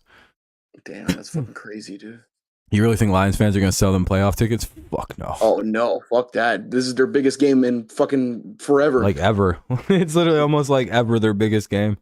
Lions 41, Rams 37. That'd be a really good football game in the playoffs. It's going to be high scoring. Yeah, it's probably going to be. It's going to be high scoring. Their both offenses are going to go off. That was one of the reasons why Seattle was so... Yeah. That's part of the strength of like the Legion of Boom was the crowd noise. And Detroit has pretty much figured that out. That's... If they actually gave out awards like for like loud crowds and like total fan base awards, Detroit would probably win it this year by like a country mile. It wouldn't even be a close vote. They took over like 6-7 stadiums this year, which is insane to think about. That is true. That was crazy. It's like the only one they failed in was like fucking Baltimore. And Well, that's the because we got Ravens are the. just a different animal. Well, we also got the crap kicked out of us. We tried to take their stadium over, but we lost really bad. We got our ass kicked worse, so it's okay. I don't know. I think we lost like. We gave it 56 points. Oh yeah, never mind. You guys got your teeth kicked in. Well, the Ravens have been doing Oh, this what's with up? Hold on, everybody. Nathan. Let me give you your mod back. It's been a while. I thought I already had you back with your mod. One sec. Heard there's gonna be some people's paying the bill. The Bills are gonna have to pay people to shovel out their stadium because it's really snowed out. Oh yeah, I heard about that. $20. Yeah, $20, man. And they should make that a little better. Like, I wonder if they're very quietly gonna give them like tickets to the game. Yeah, they should raise it to maybe 100. I'm not even kidding. Looks like I also got right. Yeah, Andrews is returning. Sean, I bet you're excited. No, I don't even know about $50 an hour. Just like, why not just give him tickets and a jersey? Then Bills Mafia people would kill for that shit. They'd be like, oh, hell yeah. And with the loyalty. We don't need the money. We just want the tickets and the jersey. Exactly. Get a free Josh Allen jersey on the ticket. Sign me up. I seen one Bills fan said, just give me a ticket, a jersey, and one of them limited edition Gravedigger Bills jerseys or shirts, and we got ourselves a deal. I'll get that whole thing done. It's just, exactly. I'm like, dude, you don't have to do $20 in a pizza party for these people. Just give them a Josh Allen jersey. They're fucking ready to go. They'll scoop the snow out with their hands. Yeah, they'll do anything. They'll have that thing. They'll have that shit shoveled out in 5-10 minutes. Oh yeah. Exactly. All right. So should we move on to the final game? Monday Night Football. Pretty good game, right? You got the Eagles and the Buccaneers. The Bucs are, the winners of the NFC South. Somebody's got to win that crappy division. Yep. So with this game, I guess the way to frame it is one thing to think about for the Eagles. They were good. They were 10-1, and then they played the 49ers, right? And then that's when it all fell apart. They literally have gone 1-5, 1-5 since the 49ers, or 1-4, however you want to look at it. They've sucked. A lot of people say that after the game, Nick Bosa, well, not a lot of people say this happened. Nick Bosa went live or went to the podium and was like, well, we just gave everybody a blueprint on how to beat the Eagles. If you do that, you'll beat them every time. It's up to you guys if you follow it or not. And apparently every single team went, all right, we'll just do what you guys did. And it's a copycat league full of very talented players. What's up, Space? Exactly. So they copied to a T what the Bills did to what the 49ers did to the Eagles. Everybody's done it. Not one team has failed at it. The Eagles just beat one of the teams they played. I think Sirianni's offense got destroyed. I think that team has to fire Nick Sirianni to win again. I think they're done. I think it's broken. The 49ers literally just beat them so badly and exposed them so thoroughly. Literally, they can't do anything. Like, their defense can't beat anybody. Their offense can't really do anything anymore. Like, not like in big moments. It's like, oh, okay, that's what they're doing. It's like I've never seen something get so exposed before. Like, I was like, damn, they really blueprinted the fucking Eagles. Everybody's beating them. They really did. I have to stick with the Bucs. It's like until the Eagles start winning again. And plus, like fucking Jalen Hurts has like a broken finger. AJ Brown's very disgruntled. That team is in like absolute shambles right now. Yep, and this is a team that went to the Super Bowl last year. Yeah, like and they're probably gonna fire Sirianni if they lose this shit. They might. I'm gonna go Bucs as well. Also, Tampa Bay's defense is pretty good. Let's not forget that. They have a very good defense. Todd Bowles' defense is very good. Baker's been playing decent. The last 2 weeks, not really, but especially against this like the Eagles defense, like it's been bad. I don't know what they're having on that defense, dude. Dude, how good of a prediction or a call was it that how everybody was really high on like this team taking all those Georgia players? Remember what I said? I said, who gives a fuck? The first two set of Georgia players and what was the first guys? Who even cares anymore? Jordan Davis. They suck, but the Jalen Carter's pretty good. Carter's he's the actually best lived up. He's lived up to it. But those other three Georgia, like to the linebackers and that other defensive tackle, they fucking suck, dude. Yeah, Jordan Davis and Nolan Smith. Yeah, they're not very And good. N'Kobe Dean, like they're all bad. Kobe Dean. Like they're all Yeah. just not good. Like they're all busts. And it's like, yeah, I told everybody that would happen. Why would they keep taking them players? Like that's stupid. Yeah, you got to move it around. Jalen But Carter, yeah, you get that, but everybody else, it's Well, I knew Jalen Carter was going to be good from the get go. He's just yeah. an animal. That was the Lions probably should have took Jalen Carter, but whatever, Oh my god! Imagine him and Hutchinson. dude. That would be possibly the best pass rushing duo in the league. I'm not even kidding. Yeah, it probably would be, and you'd have James Houston on the other side. Him and Hutch had like fucking 18 sacks together last year, Something like that. and Houston only played in like 6 games. It's fucking that was insane, dude. Anyway, yeah, the Bucks are probably gonna get the craziest upset in this one. Or It's not. I'm gonna go Bucks as well. I'm gonna say 20-17. I like how they match up defensively. Jalen Hurts is not healthy. Nick Sirianni, I don't think they're gonna fire him yet, but I would love to because you know me, I can't stand him. After what he did, after they beat the Chiefs, I believe he was like, See ya. you Chiefs fans, I'm like, dude, come on, man. Dude, that was probably one of my favorite things I've ever heard ever is when Sirianni walked down the tunnel and it was like, and he had like his nipples in his hand. He was like tweeting them and shit. He's like, Kansas City, see ya. But that's the thing. I don't like coaches like that. You know, like there's not. No, there's it's not so really. inauthentic.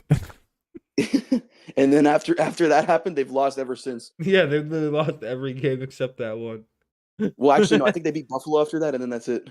Yeah, dude, it's embarrassing. That shit was so embarrassing. If I was an Eagles fan, I'd be like, oh, we gotta fire this guy.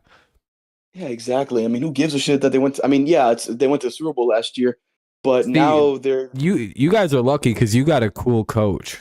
Like, you know, like your coach never does anything gay or cringe or anything like that. It's just always cool, calm, and collected. And see, for the Lions, it works that their coach is like that because nobody thinks it's like inauthentic. They're like, yeah, that's just Dan Campbell, man. He's crazy. He'll like howl like a fucking dog after a game. But see, he's doing it in the locker room with his team, not screeching at the other fucking team like a fucking jackass. See ya! That's karma right there. I think Mike Evans will toast the Eagles defense. Yeah, I wouldn't be surprised. Mike Evans is so underrated somehow. Mike Evans is still freaking playing at an elite What's level. up, Jehu? Dude, and you know what's crazy? Everyone thinks he's going to leave Tampa. Why? Why would they? He loves, why would he they let him loves go? being a Buccaneer. They love him on the team. He's literally a first ballot Hall of Famer. He's got all the records he could want. Receiver of all time. He's got a Super Bowl. He's like their best player of all time. Brady really doesn't count. That was like a rent-a-player. Yeah, that's true. But you know, Brady Mike was still Evans is part of like that. for like player that was drafted and spent their career in Tampa. He's their literal greatest player ever. It's like, Well, you could also make an argument Warren Sapp as well. but like they've never had somebody like Mike. No, Like- he's their best wide receiver of all time. You can't. It's crazy how good Mike Evans is, and it's Godwin's like, probably number 2 as well. and like with Mike, like he has no reason to leave. No, he needs to. He stay doesn't. above He the has a line. Super Bowl ring. He has everything like you want. Like he's got more than a lot of receivers ever get in the ring. So Yep. Brooks, yeah, Derek Brooks. I guess I should say best offensive player they ever like drafted and built. Defense. But they have Mike like 5. Evans, Mike Evans is like arguably a top 10 receiver of all time, though. So like that's something to think about. Yeah, exactly. But yeah, the Bucks have they got Derek Brooks, Warren Sapp, John Lynch. They got too many defensive player. Do you think any late additions to teams will help? Yeah, I think Bruce Urban and Justin Houston will actually significantly help Miami. I think those are very important additions. Do you just like the fact? Houston will help. No, I like that we hired Gerard Mayo. It was always the plan. It's been like a 3-4 year succession plan with Gerard Mayo. I like the fact that every single former player has basically been like, oh, that was the greatest hire they could have made. All the current players are very much happy with the hire. It seems like everybody likes the hire. I haven't seen one single Patriots person like say, oh, fuck. It's like only the stupid beat reporters. Literally every single player. We have former players chomping at the bit to get into the coaching staff. It's going to be a good time in New England, I think. I think we could actually be a playoff team next year. What's up? I'm Yeah, I sorry, I agree. didn't hear you. No, that's right. I think it's going to take like maybe a year or two for you guys to get going, depending on how you rebuild. Yeah, if we have a good draft and get a couple good players in the offseason, then I think we're a playoff team. Yep. Defensively, I think we're already like a top 5 defense, maybe better than that if we're healthy. If we have, Christian Gonzalez and Matt Judon next year, which we will, our defense will basically be the same thing. It's fucking our defensive coordinator of the last 5 years is taking over the team, so it's basically Belichick Jr. But he's more likable, younger, more personable. Still, he's 37, relates to the players really well, and yeah, we're And of good to course, the go. receivers. You guys need new receivers. Yeah, we got to get AJ Brown. We got to go get him from Philadelphia. Hey, like, imagine if he just demands a trade, like, after they lose to Tampa. I think we should fire everybody on the coaching staff except for the defensive people and let Mayo bring in his guys. I think we should I would let agree Mayo to build that. a staff. Completely let Mayo build a staff. If he wants to keep some Belichick guys, that's fine. But everybody else, I don't really give a fuck. Get rid of them. I like Bill O'Brien, but like if Mayo has a different guy in mind, then I've heard a lot of talk of Wes Welker getting a lot of looks as an offensive coordinator because of how well he's done with Miami the last couple of years as a coordinator or receivers coach. And I think he was around in Denver as a coach as well for a couple. Like Wes he's Welker, yeah. been coaching offense for a couple of years now. I wouldn't be surprised if the Patriots call up Welker for a coordinator job. Yeah, that's if he leaves here, though. I don't. He might leave, though. He might leave here. That's what I mean if he gets offered a coordinator, like an OC job. But I heard you guys might promote him to OC I would actually like that because Frank because I Smith heard you is guys are most likely really, really high on him. Like, yeah, your guys probably going to lose your OC. because Frank. Well, McDaniel calls plays anyway, but Frank Smith, I think he's going to go to Carolina. I think that's where he's going to go. Yeah. And also, yeah, Max is right. Bill O'Brien might go back to college. He should. He likes college way more. He He's says better at it. he likes developing younger players for the NFL more than coaching in the. I'm like, yeah, that works. That's probably fine. He may even go to Alabama and be the OC again. He may just go join that staff up. Be like, hey, I'll come back. I mean, I don't see why he wouldn't. I'm surprised he didn't actually like go interview for the job. Yeah, maybe he will though. Maybe because they got time. It's just a lot of coaching changes have happened. With Pete Carroll, Nick Saban, Belichick, everything's going. And Vrabel. A lot of coaching changes in the last 48 hours. Yeah, O'Brien's been good in college. He was good in college. He knows what he's doing. He just seems to have a good beat for it. Will Green Bay beat true. Dallas, Fubar? Probably not, but they can. Yeah, they can. But the boy, oh boy, would they need to pull off, like they need their defense to pull off like their best game of the season. And it's so hard to trust the Joe Barry defense. Like I trust the Packers offense to stay in this game.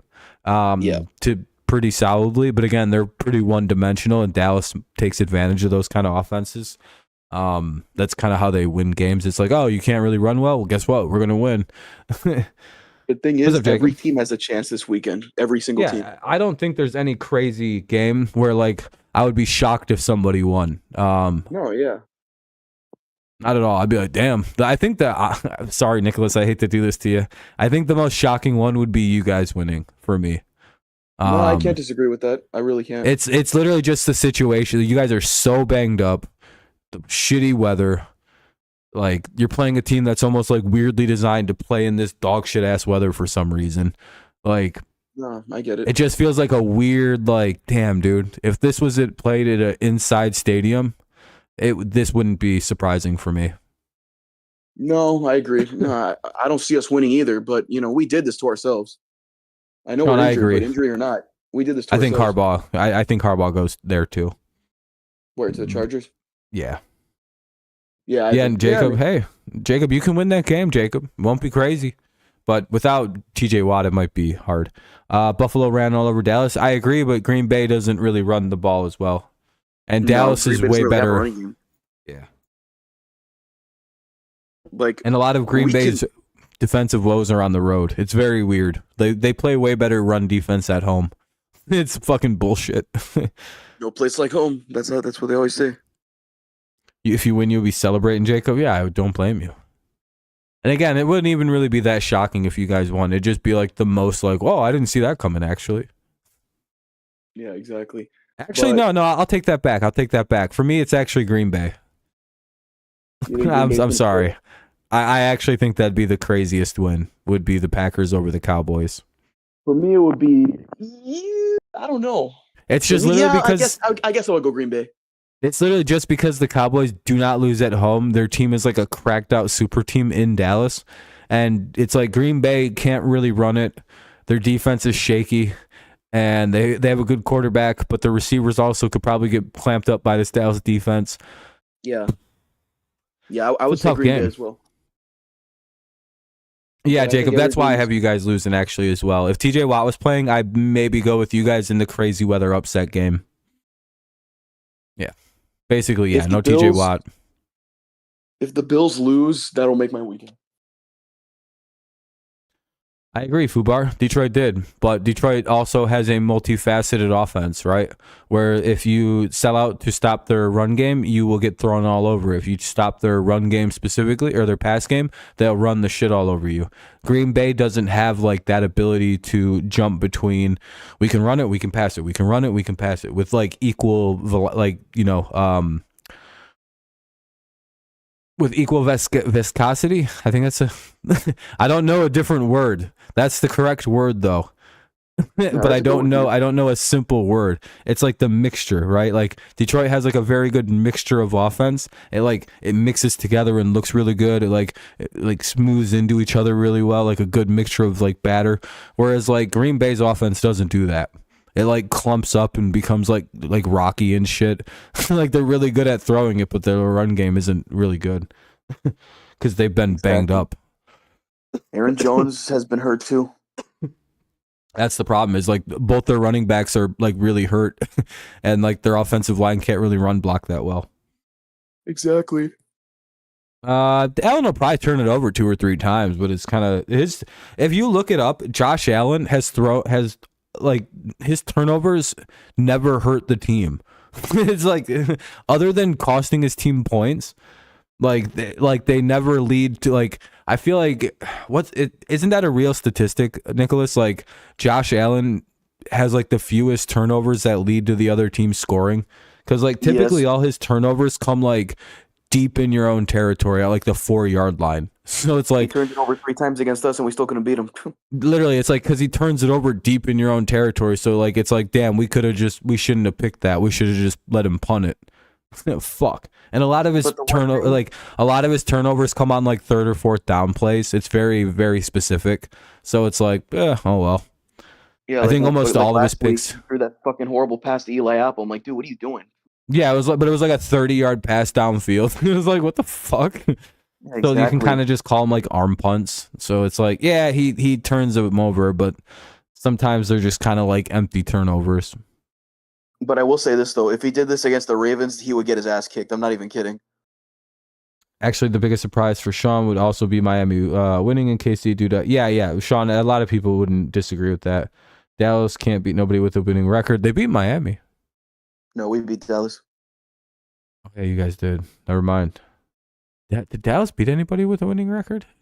They beat Detroit. And Seattle. Yeah. And I hope Dallas loses, since I enjoy seeing the fans miserable. Yeah, Dallas did beat Detroit, but like... Luckily, though. And the Eagles once. Yeah, they also beat the Eagles once. I'll give them the Eagles in Seattle. That Detroit game was a little bit fishy. Yeah, because of the ref. Yeah. Isn't it crazy how the Lions get the most screwed like anybody sees out by officiating? Yeah, they did. Well, we got screwed against the Eagles. Yeah, you guys did. But there are like just every year there's always a crazy game where the Lions just get completely fucked by the officials. It seems like every year there's like a game where everybody's like, man, they can't just keep fucking Detroit like that.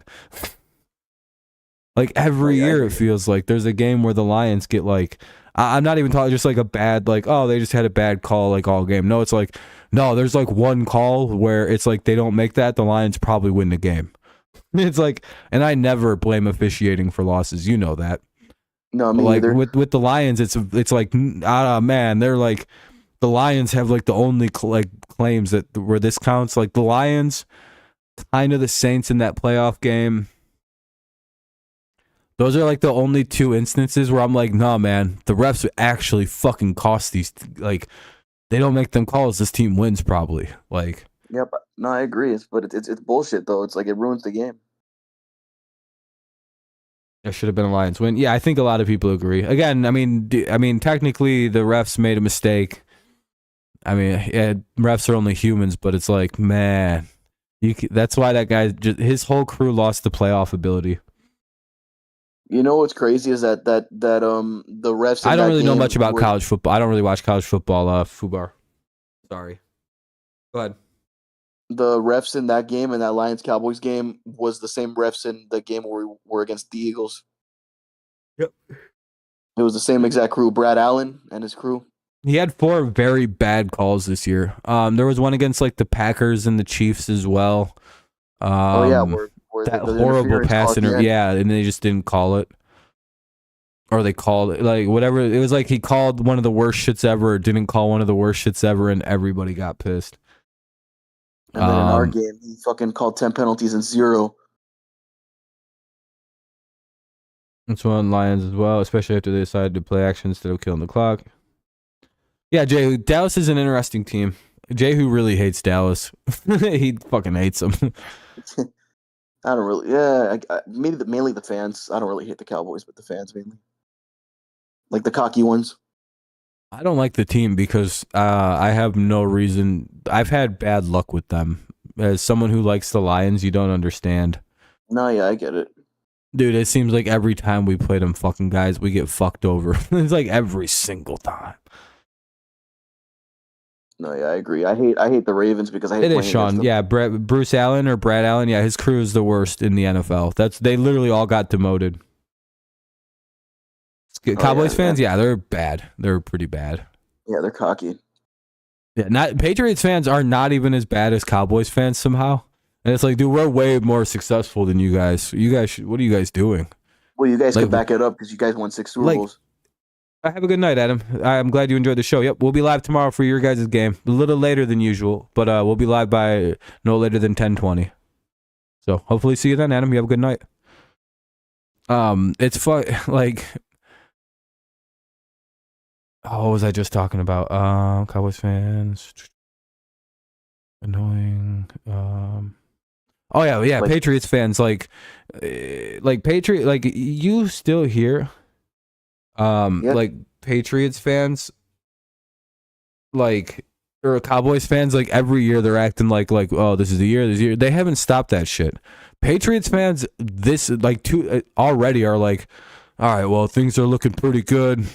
We could probably be a playoff team maybe next year, and then maybe in 2 years from then we can win the division. It's like that's more like I don't know. How the hell are Patriots fans the most humble fans ever all of a sudden? We're just like, all right, we got things working good for us. It's like, what the hell? Aren't you guys going to be shit? You guys can back it up, too, because you guys won 6 titles. Yeah, we won 6 titles recently, and we're still just kind of like, all right, well, we're just going to chill out. And it's like, damn. And I think that's why people don't have as big a problem with Patriots fans anymore, like they do with like other very cocky fan bases. Because again, we were the worst. We were literally like the worst people to deal with. And I was like, all right, it's pretty fun to hang out with Patriots fans. They actually know quite a bit about football too. It's very obnoxious. Like, yeah, of course we do. Dallas has failed to win a home playoff game since 2019. Wow, I didn't know that. I did. That's right. Wow. I will say this though. This is the best year for the Cowboys to at least reach the NFC Championship game. Did you call the Ravens cocky? Ravens fans are pretty cool, but you're a Dolphins fan, so you deal with a different version of them than I do. No, I never said Ravens fans were cocky. I just hate playing against them because they always beat us. Oh, okay. I was gonna say like they're used. Ravens fans are pretty cool. During the game, they're cool, annoying, but I like Ravens. Bills fans though, the cocky ones. I don't even want to start. Dude, they ruined their friendship with the Patriots for some reason. Do you remember how Patriots fans and Bills fans were literally friends 2 years ago at the start of the Bills' rise? Like Patriots fans were like, "Look at our friends, the Bills. Look at them. Look at this. Look at Josh Allen." And then at the end of the season, they started talking the craziest shit at us. Like they hated us. It was like It was the crazy, and that's when the Patriots fans, I think that's when we decided we're just not going to be, we just got, I guess we don't have no friends. We tried to be friends with Buffalo. We literally were like, hey, we're going to support you guys. And they told us to go fuck ourselves. And it's like, okay, guess we backed the wrong horse. Yeah, it's Fucking just that traitors, dude. I would be so mad if the Bills win a Super Bowl because of that. But I don't think anybody's beating the Ravens this year. I think this is their year. Yeah, they're going to be tough. Let me read a couple things. Yep. The reason Dallas won't ever do nothing is because, Jerry Jones is a micromanager. Because he gets Hope the involved Lions in get their revenge. Yeah, the Lions don't overlook their opponents. That's fair. Patriots fans are chill, like Mark Wahlberg. Yeah, most Patriots fans are chill. Cowboys mostly lose because of the defensive coordinator does boomer bust tactics. Dan Quinn. Yeah, he sticks to his game plan very hard.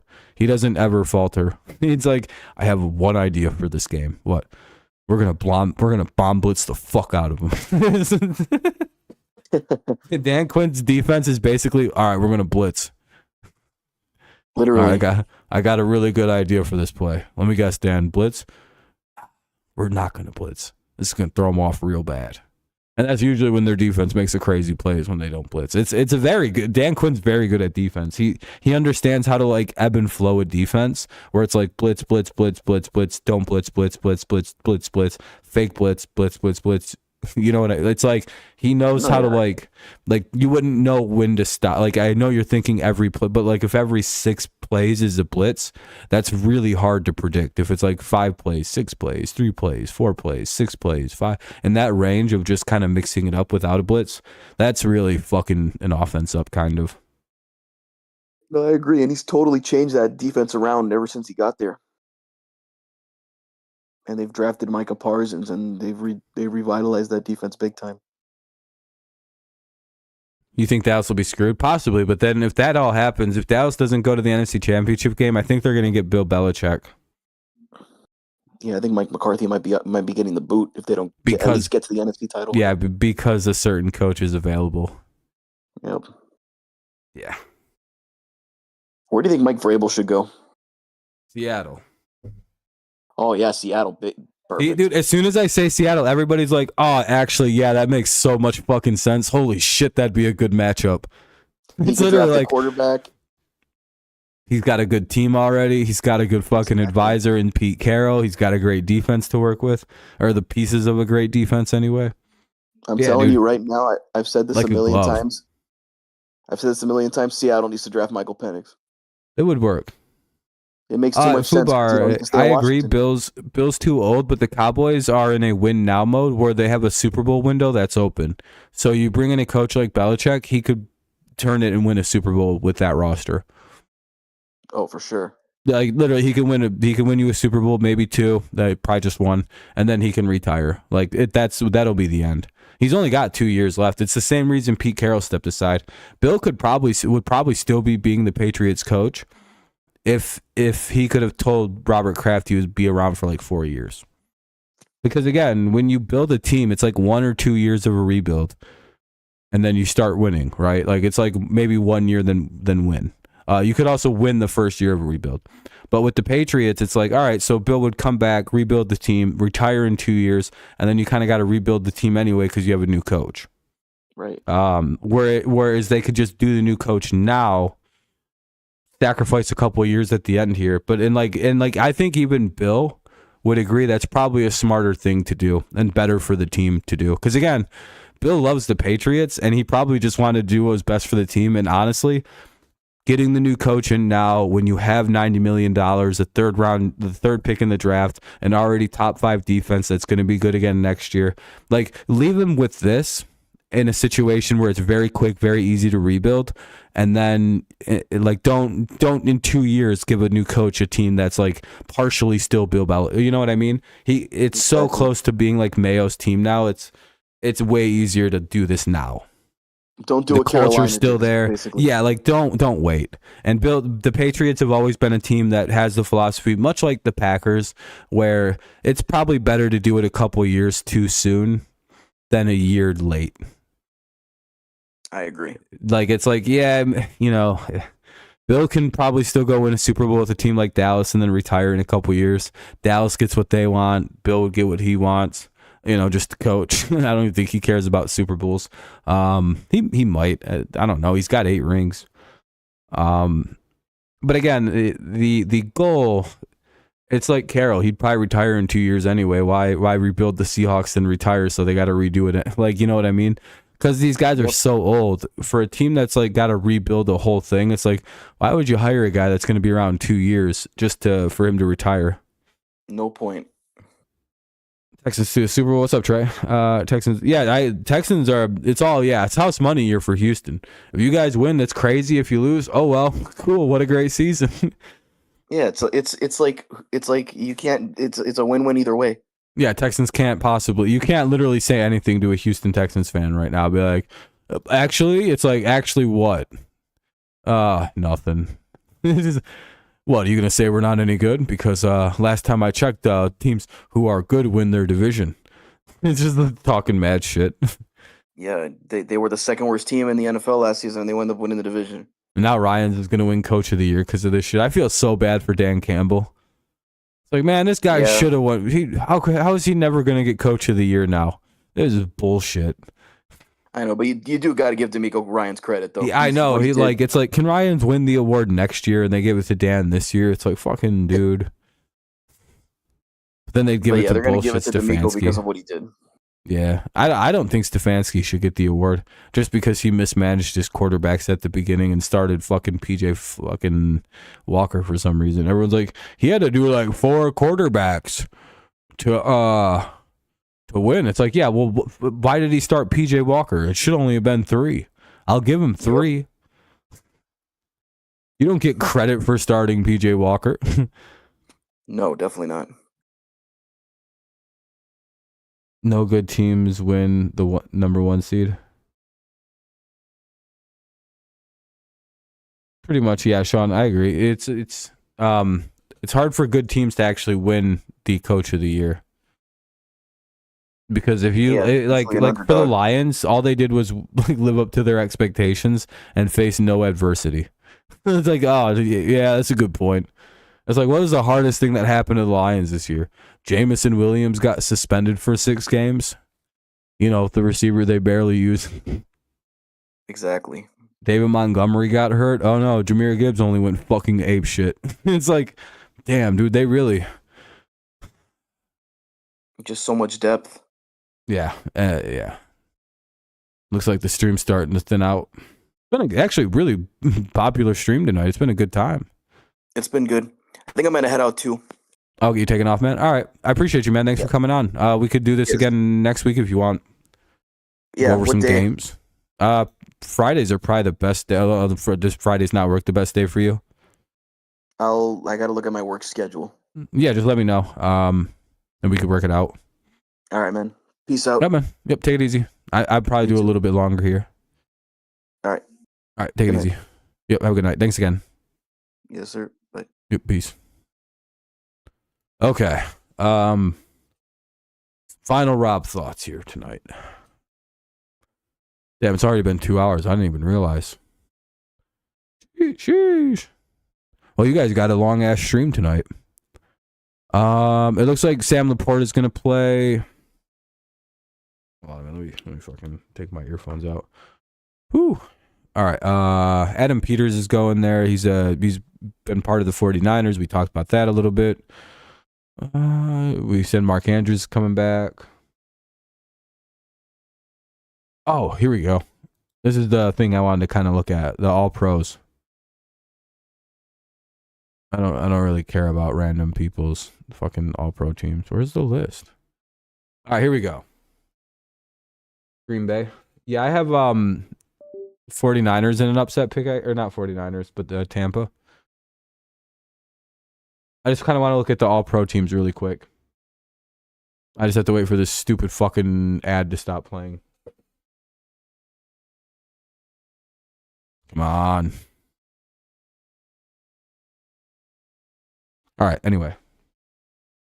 Let me also just double check that that's closed. Okay, so first team AP All-Pro. The quarterback, Lamar Jackson. Running back, Christian McCaffrey. Fullback is Kyle Juszczyk. Tight end was George Kittle over Hawkinson and Laporta.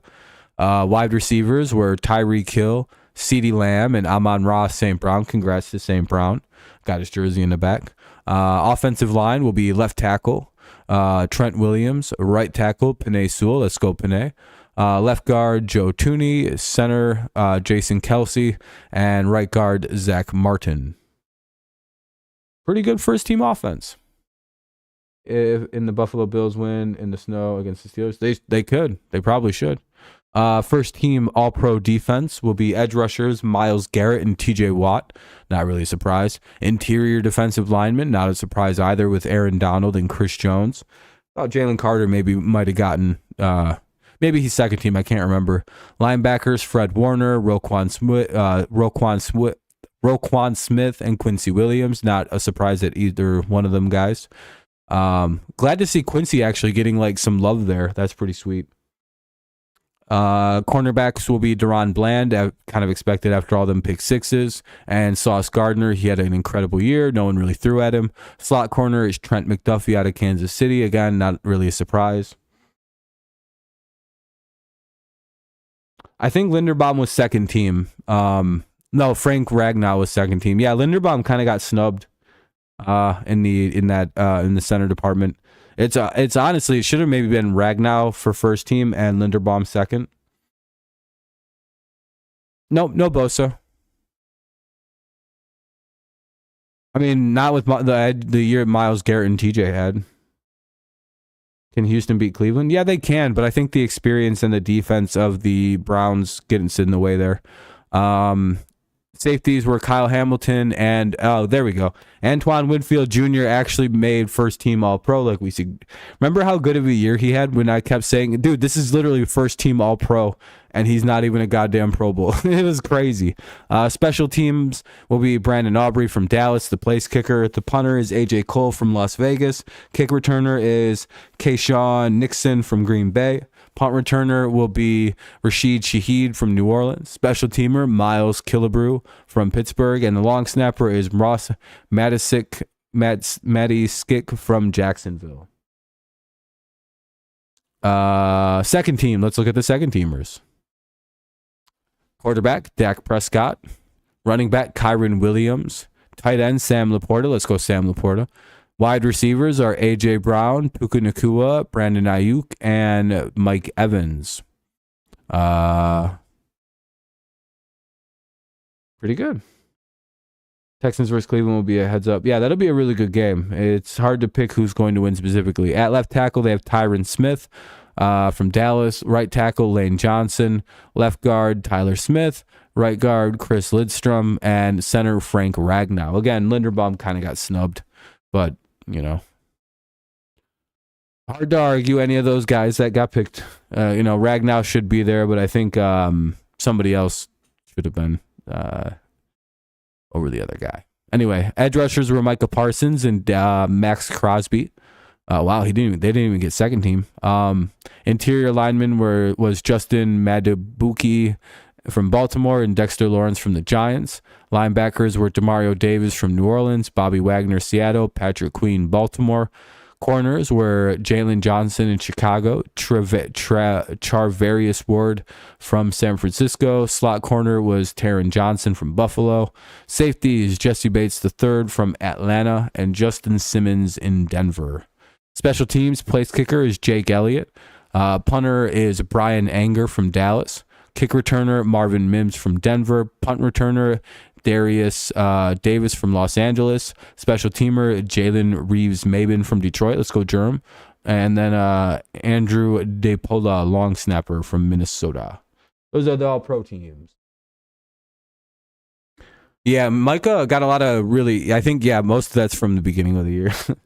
But yeah, that's the all-pro teams. That was something else. I was like, there's one more thing I wanted to go over.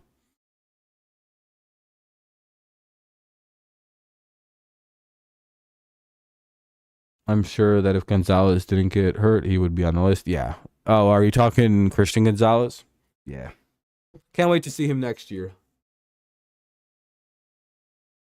He's going to be fun to watch.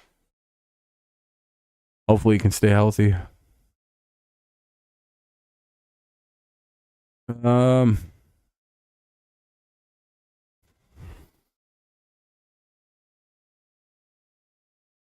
Patriots hired fucking that guy, hired Gerard Mayo so fast. That was funny.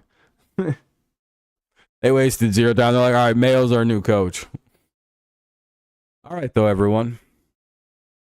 Anybody got anything big they want to talk about before we get out of here? Because tomorrow is going to be the Dolphins versus Chiefs game. We're going to go live at about 10:10, 10:15, right after I get out of work.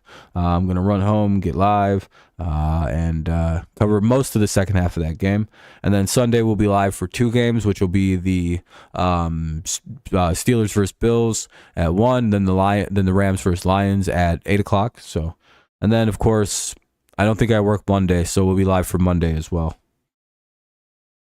I have to check, but yeah, we'll be live for Monday Night Football. Probably, Sean. I wouldn't. No, that was probably a pretty private affair. Between Bill and Robert Kraft. But Mayo's been the long-term plan to replace Belichick.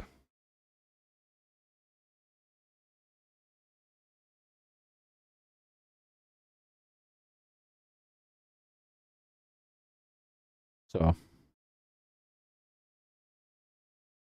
Yeah, there's one game that's on Peacock, but we'll have ways to get around it.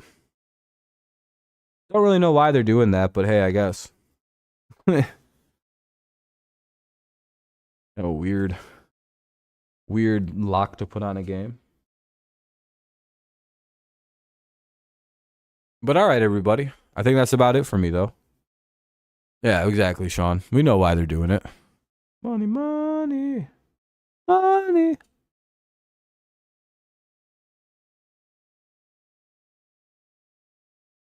But all right, everybody. I'm about cooked. I ain't got much left to talk about. It was a good 2-hour run.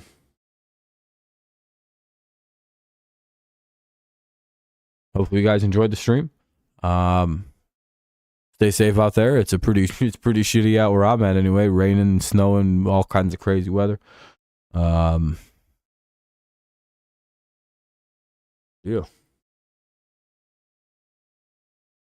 All right, bro. Good live. Take it easy. Yeah, you have a good night, man. Joey, Jehu, Sean, everyone who's here listening, have a good night. I will be again live tomorrow. Hopefully, we'll see you there. If not, maybe we'll see you for one of the games this weekend. If not, we'll see you sometime next week. Maybe Wednesday when we go live again, because we take Tuesdays off. A lot of streams though coming up, so hopefully we'll see you there. Take it easy, everyone. Have a good rest of your night. Go Lions, go Tigers, and of course, it's always go Patriots. Excited for the Gerard Mayo era. Excited for some playoff games this weekend. I don't know. We'll see how things go out. All right. I'll see you guys tomorrow night. Have a good one. Go Lions. All right.